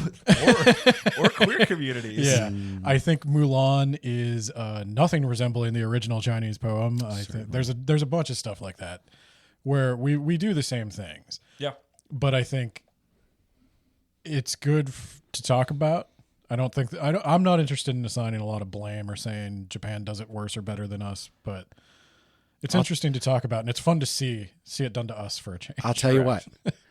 Let us know of Western media that you think is using Japanese culture. Or just cribbing anime notes Yeah. or using Japanese culture really. Let's get some That's engagement. more recent because, like, oh man, going back and looking at old things from the early 2000s about how the internet at large thought about Japan. I'm very It's interested. definitely changed. It's kind of strange. Things since the age of simuldubbing. It seems like this has always been a conversation between East and West, but we're getting close to it being a real-time conversation. Yeah. Yep. For better or worse. I don't know if that means we're getting too globalized, we're losing our individuality, but It's going to become a balancing. yeah. Move over monoculture. It's the mono chaos. All right. So time for mailbag segment. Kermit, did we get anything in the mailbag this time? No, No? we didn't. Oh. And after that last letter, I'm kind of worried. That reminds me, and I didn't tell you guys about this. What? That I had a bit of an incident. Do tell. So after we were done recording last time, and just to reiterate, we read Truxon's letter. There was no redactions in it. Correct. There was nothing marked out. We've had letters marked out before Yeah. when they didn't want something said, and this one was just clean. So, expecting everything should be fine, right?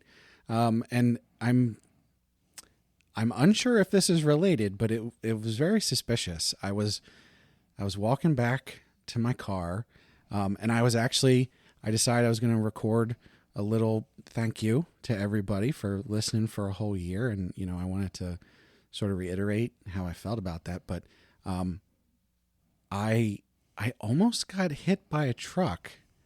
Oh, Yeah. Any markings? just Any- out walking? Or? Yeah. So I was just walking back to my car, and as I'm recording, I hear this truck coming, and it's coming right for me, and I'm like, oh crap! Yeah, like deer in the headlights, you just kind of seize up. Yeah, I'm like, what? The kind of thing where,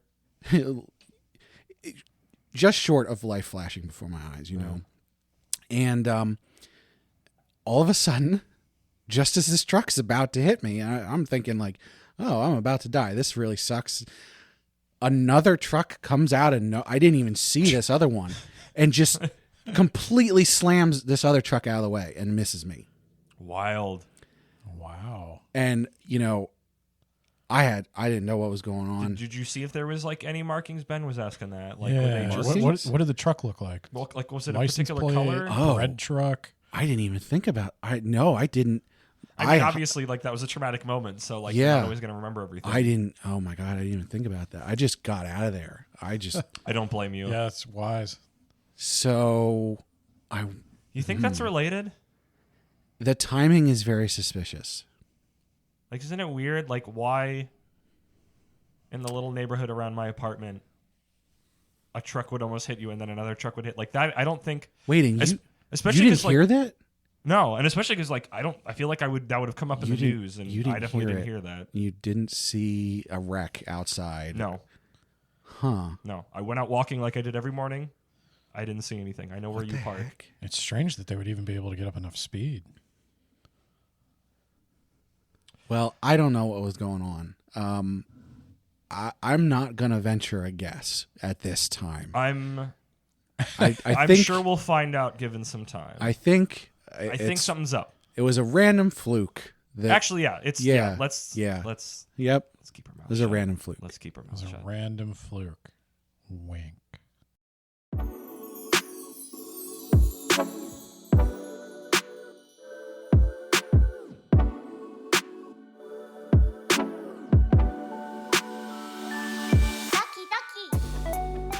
So, guys, we were going over what we were going to talk about for today's recommendation, and we found that we've never talked about Mob Psycho 100.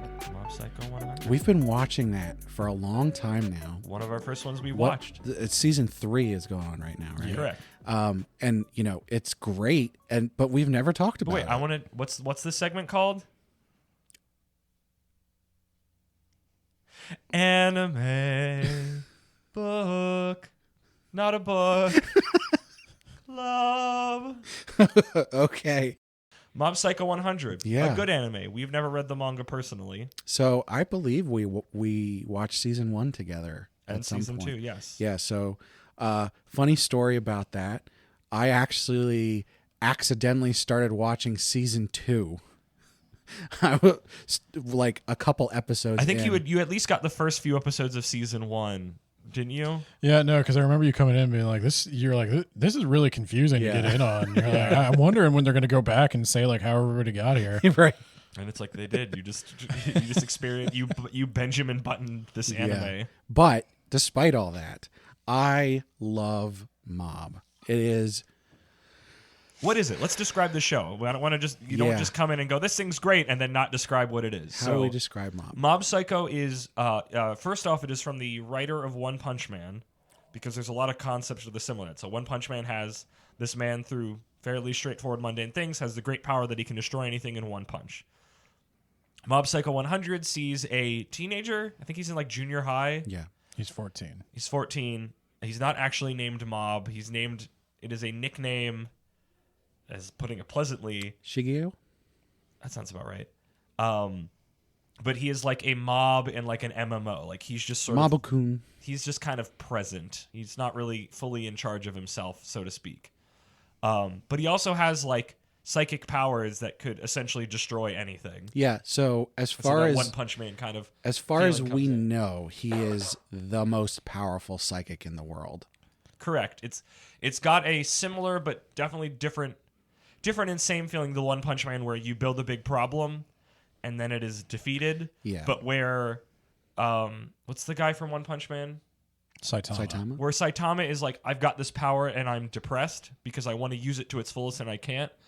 Mob usually actively does not like using his psychic powers. Yeah. He wants to be able to learn how to be like a regular person. Which I will say, the one thing that tends to irk me the most in Mob, and this is not a real problem, but it just sort of at the back of my mind, a niggling, is that a word I can use? Thing that sort of bugs me a little bit is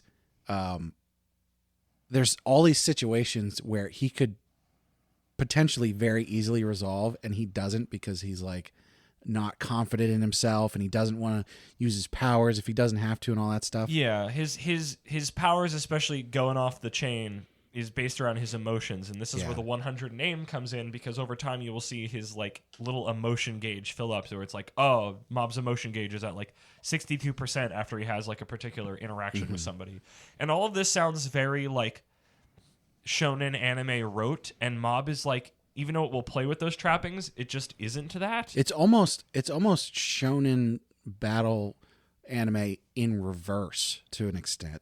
How so? Describe that. So like I don't instead of disagree, but I want to understand your picture. instead of the protagonist going, I'm working to get stronger and it's more like, I'm the strongest and I want to work to be a normal human.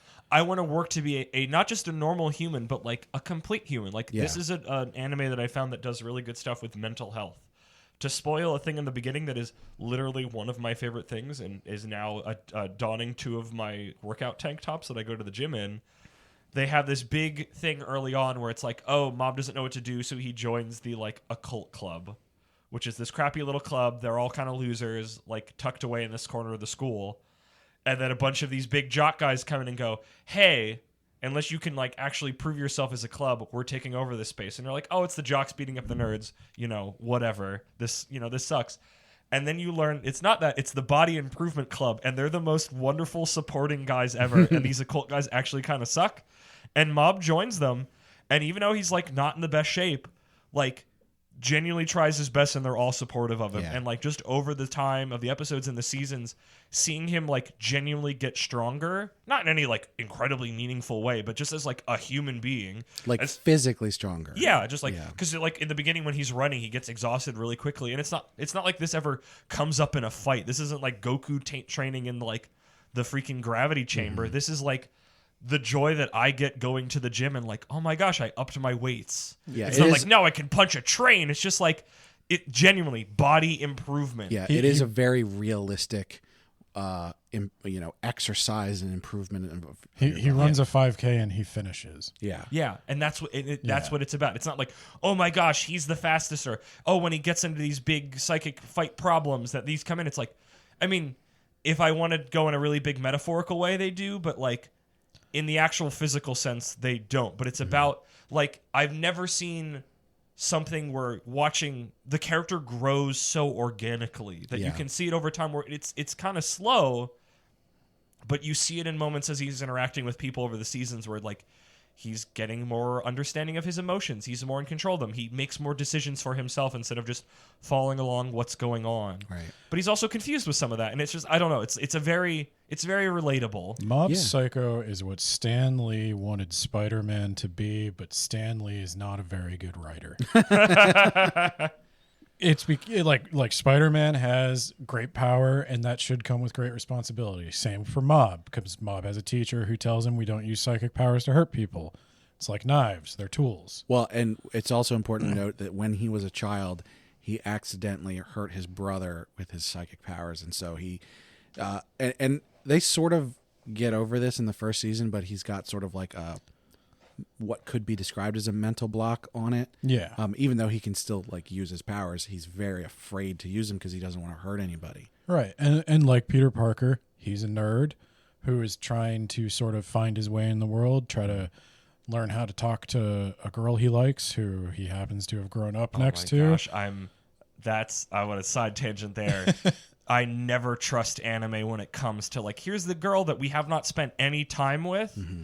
And the way Mob has been doing it, because it's like we finally got a little extra sliver. It's like I trust Mob is going to actually do that story properly because they've been so realistic and progressive with so many other things where it's like, how are you going to be close to this human that you've never talked to? Yeah. And usually we're in those anime cases, it's like, oh, whatever, boy gets with girl. But in this case, it's like, I think that is a thing they're going to deal with. Because, yeah. Like, it seems really they realistic. deal with so many other like actual growing up things in a fresh way that just, I don't know, it feels very resonant to me. This season's been about like, I'm about to go to high school. Like, what is my career going to be? What am I going to do with my life? On top of the big fantasy, should I stay where it's comfortable? Should I take risks? And the thing I like about Mob more than most anime is that each season of Mob could be the last season. I'd be totally satisfied. I'm always surprised there's another season, but I'm always like, oh my gosh, I get another blessing of Mob in my life. Hell yes. Mob in one season shows character growth that most animes never achieve. Oh yeah. In hundreds of episodes. Yeah. That level of like, one is obviously not much of an artist.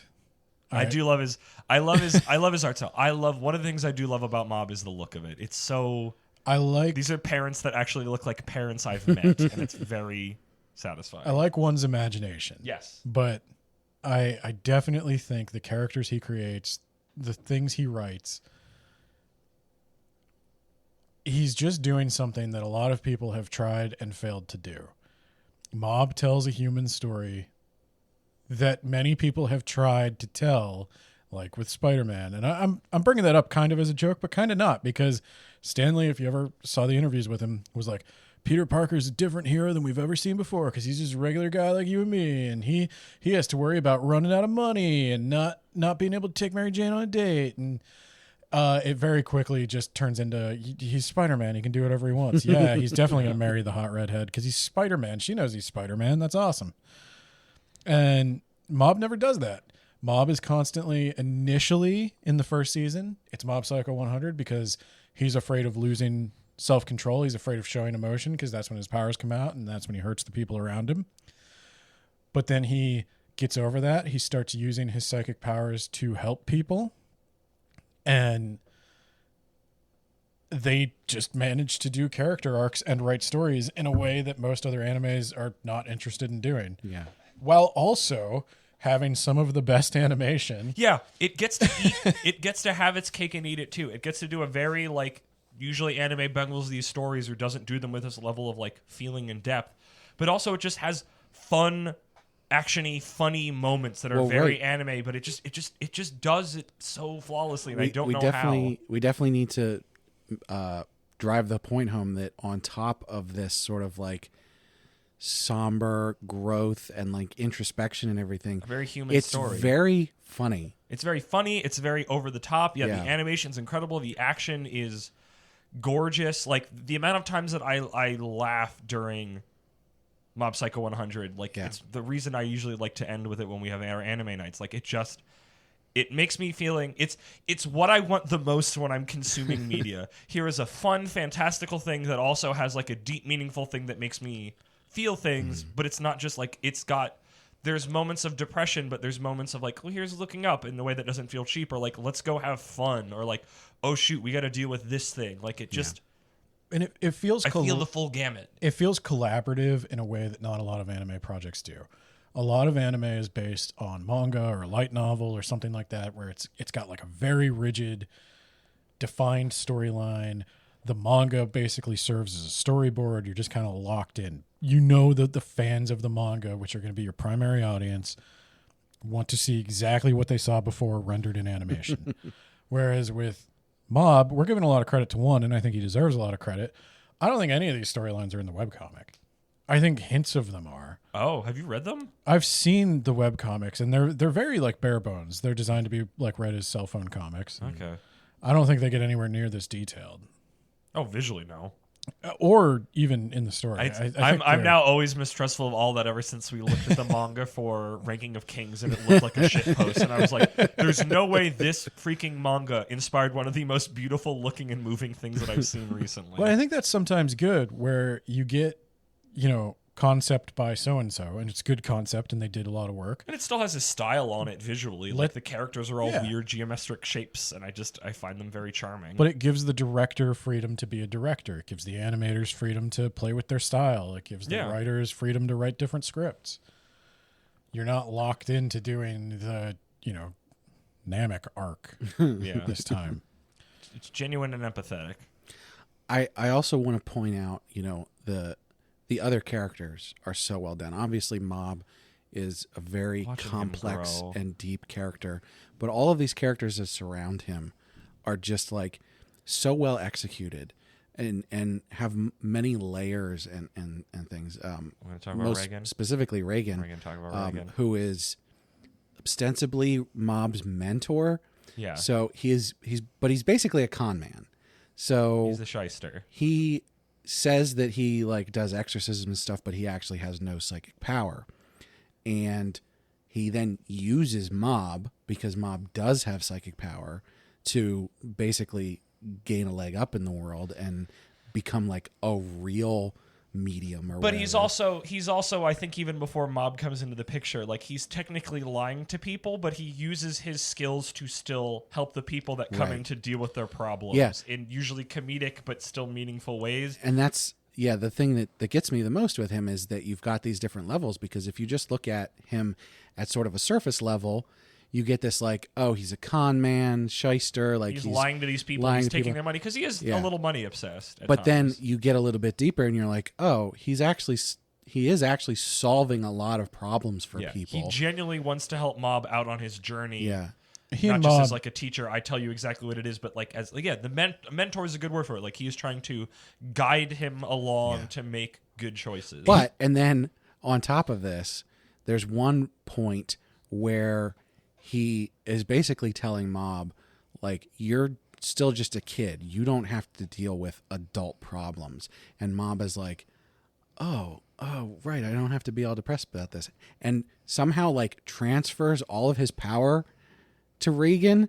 And then Regan just like kicks ass. He's like completely able to use these powers because he's the best. Regan's right. the best. It's like He's it's amazing. He was like my favorite from episode 1 because I love the very like talky. He's very animated in the way he moves and he moves his hands around, and I love that. But that like it's all of that, and then you learn that it's like no, he's like genuinely a good dude, and not that way where it's like he's always a jerk, but if you measure everything he's done, he's a good guy. It's like the way he interacts with Mob, where it's like it's almost bad. Like some of it's a little bit of a front, but it's like he genuinely wants the best for him. Well, and at times where it's like he uses him a little bit, but he's like there's still at that core of like I'm trying to kind of help you along, and at some point I'm gonna like this season is very much been like at some point I have to think that I might have to let you go from the nest, and it's like, and he genuinely worries about that because like that's this is his freaking student to an extent. This is somebody who's worked with a while, and he's like, I don't know what I'm gonna do afterwards, and I'm a little worried about that, but he's got to make decisions for himself. well, he and Mob bring out the best in each other. Yeah. Mob needs. They are exactly what each other needs. Mob is like an emotional compass for Regan, and Regan is the mouthpiece for Mob. Like Mob needs a con man because Mob has no confidence. I never thought of it like that, but that's perfect. I say Reagan's also sort of like an emotional anchor for Mob a lot of times. Yeah, he talks Mob off a ledge more Yeah. than anyone else. Yeah. Yeah. It's a really great relationship, even though like if you sort of just watch it at the surface level, it seems like it might be toxic. Mob Not needed to say that it's perfect, Yeah, Well, definitely. but it's less toxic. It's not majority toxic. Yeah. The nice thing is Mob has a decent relationship with his family. Yeah, Right. This is icing his on parents the cake. don't. It's anime parents that are alive and are just normal parents that don't suck. Yeah. it's And so And refreshing. his brother, like he, after he sort of gets over the fact that he hurt his brother, they like chill. start getting along, and then Yeah. his brother develops some psychic powers, and so they can sort of like confide in each other and Guys, I'm stuff. going to stop the whole podcast right now and tell you everything you need to know about this anime in one sentence. His dad took off work to watch his track meet. You name me one anime where a father took off work to do anything. And he didn't die in a horrible accident on the way there. Give me one anime where a father takes off work. Full stop. Oh yeah. That's why they're isekai. Can't. I'm dead. I can work whenever I want. I'm dead. I don't have to work now. That is most of them, Name actually. an anime father who died via truck sand so he could go isekai style to his child's track meet. But yeah, no, a Mob Psycho. Like I love Spy Family. I love One Piece. But there's something about Mob Psycho. Maybe because it doesn't feel like it's still very clearly anime, but it doesn't feel as anime as the other ones. That's just like, this is my special little boy. Well, and like also, the internet at large doesn't fully know how special of a little boy he is, but like it's my favorite just because I don't know, it more than anything else, it emotionally resonates with me a It lot. lets itself be ugly. Yes, It's not obsessed with being cool all the damn time. but that's what makes it cool though. Yeah, But it does- exactly. and it does do the cool parts really well. Yeah, no, exactly. But you can tell the people who work on it, they're like, I'm going to let my writing stand on its own. I'm going to let my animation stand on its own, because even the animation that looks super cool, it goes down to hella sketchy. You pause on any one of those frames and like nobody's face is rendered. Yeah, they or do You anything. don't the need 'em. what are they called? The rubber banding.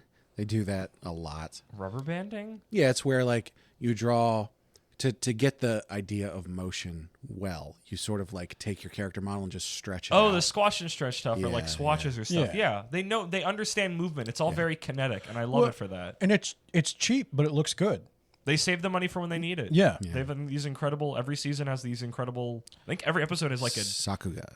No, not Saku. I mean, yes, Sakuga, but it's. I always forget the art medium. But there's like a specific artist working in a specific medium. I think it might be I don't think it's charcoal because it's like ink smudgy. Oh yeah, But and it's almost it's like, I know art is technically already stop motion, but it's art that feels like stop motion, but it's just dry 2D erase. art. The current season they're doing dry erase. Is it dry erase? Yeah. But yeah, like just sometimes in the intro, some of the episodes, and it's gorgeous every and time. We It do sticks with need me. to say, like, intros and outros, some my of the gosh. best every single season. The It's mob just choir. Yeah, just some of Literally the best. credited as the mob choir, visually, auditorially, like, oh my gosh, killers. Yeah. So as much as we recommend that you should definitely go out and watch the whole thing, At the very you should least- at least go on YouTube. Watch the OPs, and if wa- that does yeah. not grab you, I don't want to have a conversation with you. Don't talk to me. I have I will recommended not shake it. your hand. Like, I have recommended it to my sister who does not watch anime. Simply because my sister is a nurse. She's going on to do a master's degree. She works her ass off constantly. And in school, she would like study for tests until she cried. And that just, I thought she would really enjoy how hard Mob works. And then the icing on the cake of, oh, and by the way, here just for you, because Mob works so hard and you guys went along on that ride with him, here is Mob just destroying these assholes. Power fantasy. Power fantasy. Yeah. That's what I want. Yeah. But it's an earned power Give me fantasy. emotional maturity and Yeah. little moments that resonate with me, and then just crush a bunch of stuff that needs crushing. Done. Easy. It does growth right. There's no power levels. There's just Yeah. Yeah, it always works. It didn't, not to pull this back up again, but it especially going on to now we're in the middle of third season, like it doesn't feel like it lost its way like One Punch Man did. Like No, Mob always right. feels like it's been resonating since moment one Yeah. with the story. Even though, like Ben said, it's like every season I think I'm not getting any more Mob, and I've made peace with that, and it's okay. And every time I get another one, it's like it doesn't feel like, oh my gosh, we have to go back. It's like, well, no, he's still growing up. There's more stories to tell. But every season ends with like, okay, we could stop here. This was a goodbye that No. felt meaningful. and the other thing, I don't know how common this is for anime these days because it seems like things do take a while to come out, but it seems like there are years that go by between Mob seasons. Oh, definitely. Yeah. So I think they take the time they need. I don't think they make one if they don't have a story. Yeah. I think they wait. Yeah, And I respect that. yeah. I'm curious about the manga and the web comics, and I had just seen recently and was telling you guys about. There's a spin-off manga that follows Reagan that I really want to read because, like, what is that? Yeah. But yeah, no. Literally, of all the things we recommended, I don't talk about it enough and gush about it enough to people like other things, but Mob Psycho 100, literally one of my top picks of all time. Yeah. Honestly, One of my faves. I can't believe we waited this long to talk about it. I think we just haven't. I mean, like you said, we watched it back in the day many years ago, and Yeah. that was well before we had a podcast, and just we haven't thought about it at all because we're not reading it. So now that it's back, we were like, oh yeah, Mob freaking rules. It's an anime that's kind of like Spy Family, and that I think everybody knows about it. I don't think anybody needs us to tell them that Mob Psycho exists. If you're listening to an anime podcast, you probably have heard about Yeah. it.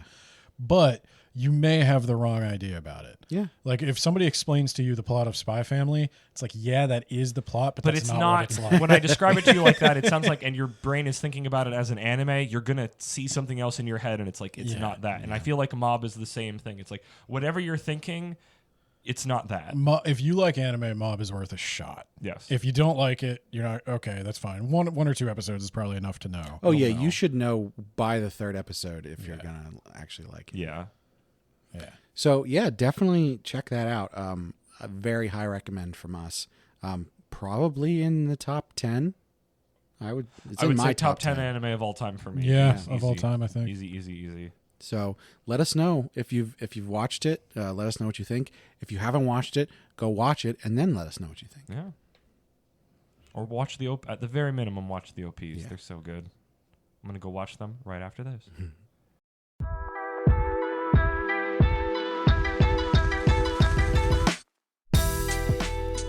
Well, that'll do it. That's our 13th episode. Woo! First episode of year 2. Lucky number 13. Nobody died yet. I had a lot of fun. Yeah, this was a good Always one. do. Getting back at it. I like talking to you guys. What a surprise. So yeah, we hope you enjoyed listening.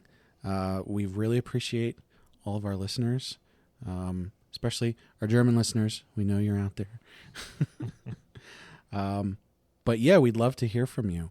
there's a bunch of different ways that you can contact us at this point, and I will tell you about them right now. We got our website, animepodcasterreincarnation.com, which you can go out there and comment on the posts for the specific podcast episodes. We also have different blog posts out there with additional information and reviews and stuff like that. So check that out. We do now have a Patreon. If you'd like to throw us a couple dollars and tell us that you like what we're doing, that's at Anime Podcaster Reincarnation on Patreon. We don't have any tiers out there yet. We want to hear from people and hear what you would want from the tiers. Like, what kind of benefits do you want? So definitely let us know about that. You can find us all on Twitter, at least for now, until Elon Musk tears it all down. I forgot about that circus. You can hit me up at Isekai Sensei, and Ben is at Benbo Swaggins. Yep. And Kermit D. Krog, Correct. which he'll probably never read again. No. So you can, DM or mention me or Ben, and we'll make sure he sees it. You can also just email us directly, isekaisenseisama@gmail.com. Send us whatever. If you want to send us something for the mailbag, you can do that there. If you just want to let us know what's going on, what you like, what you don't like, just shoot us an email. I'm also on Mastodon if you're one of those people. Yeah, I haven't jumped over there yet. So. And we got our YouTube channel where we release this in stereo. So if you want to hear a slightly higher quality version. No, we simuldub it. We re-record the whole thing. In stereo. And that YouTube channel is That Time I Got Reincarnated as an Anime Podcaster.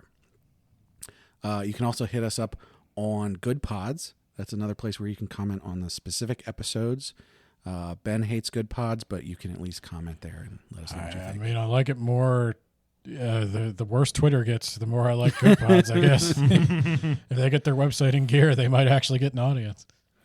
If you have not heard enough of Ben, you can check him out on Words About Books.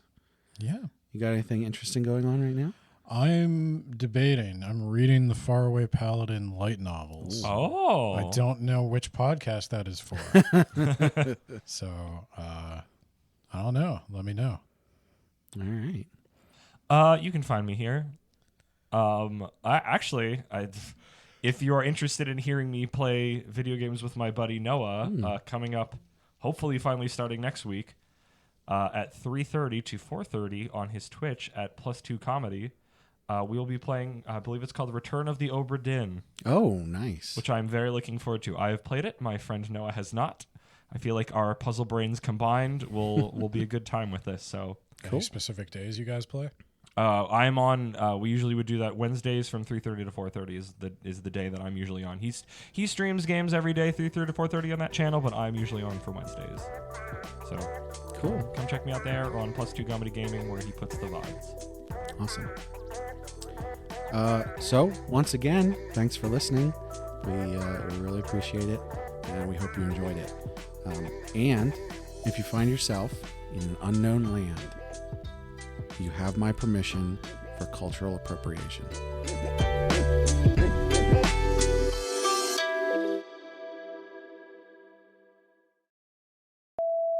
Is the red light on? The red light is on. That means we're recording. Brad, you have to turn on the red light. Sell your voice for money. You don't care. Can't reach this. Wrong or if it's right. Isekai. Professor Isekai Sensei. I think that's the intro. There's the Japanese people from the Man Island, and then there's everybody else. So I don't know it's more diverse than that, but it's a bit. Sorry. No. I mean, I'm talking. I was genuinely just thinking about like all this stuff I've been learning in Golden Kamuy. It's like I've never thought about there being Japanese Russians, but totally that would be a thing. They're right next to each other. They have bordering islands. Like Audio wink. Brad, when I say that, play the little like ding noise. All right. Blink That was twice if you're in danger. Yo ho ho took a bite of anime. Oh jeez. Yo ho ho, we took a bite of gum gum. We're gonna move on And right away. away. Nami's not shy. The pirate crew coming through doing the thing. He's the king of the pirates. He's gonna be king. And then every time they got another crewmate, the intro changed so it would reference Sanji and stuff. But I stopped watching, so I don't know those versions. Because supposedly there's a version where Chopper's a doctor, and I never heard it. Oh my. I just made that up on the spot. Okay, good. Do you have a better one? No. But every time I remember gonna that say, we're at the don't end you- and you're going to do that, I'm like getting ready to judge you super hard. And I'm like, you better not fuck this up. And it's like, that one was... I thought you were going to say you have my permission to dress like a priest. If you ever get reincarnated in another world, just remember there's one God and Allah is his name.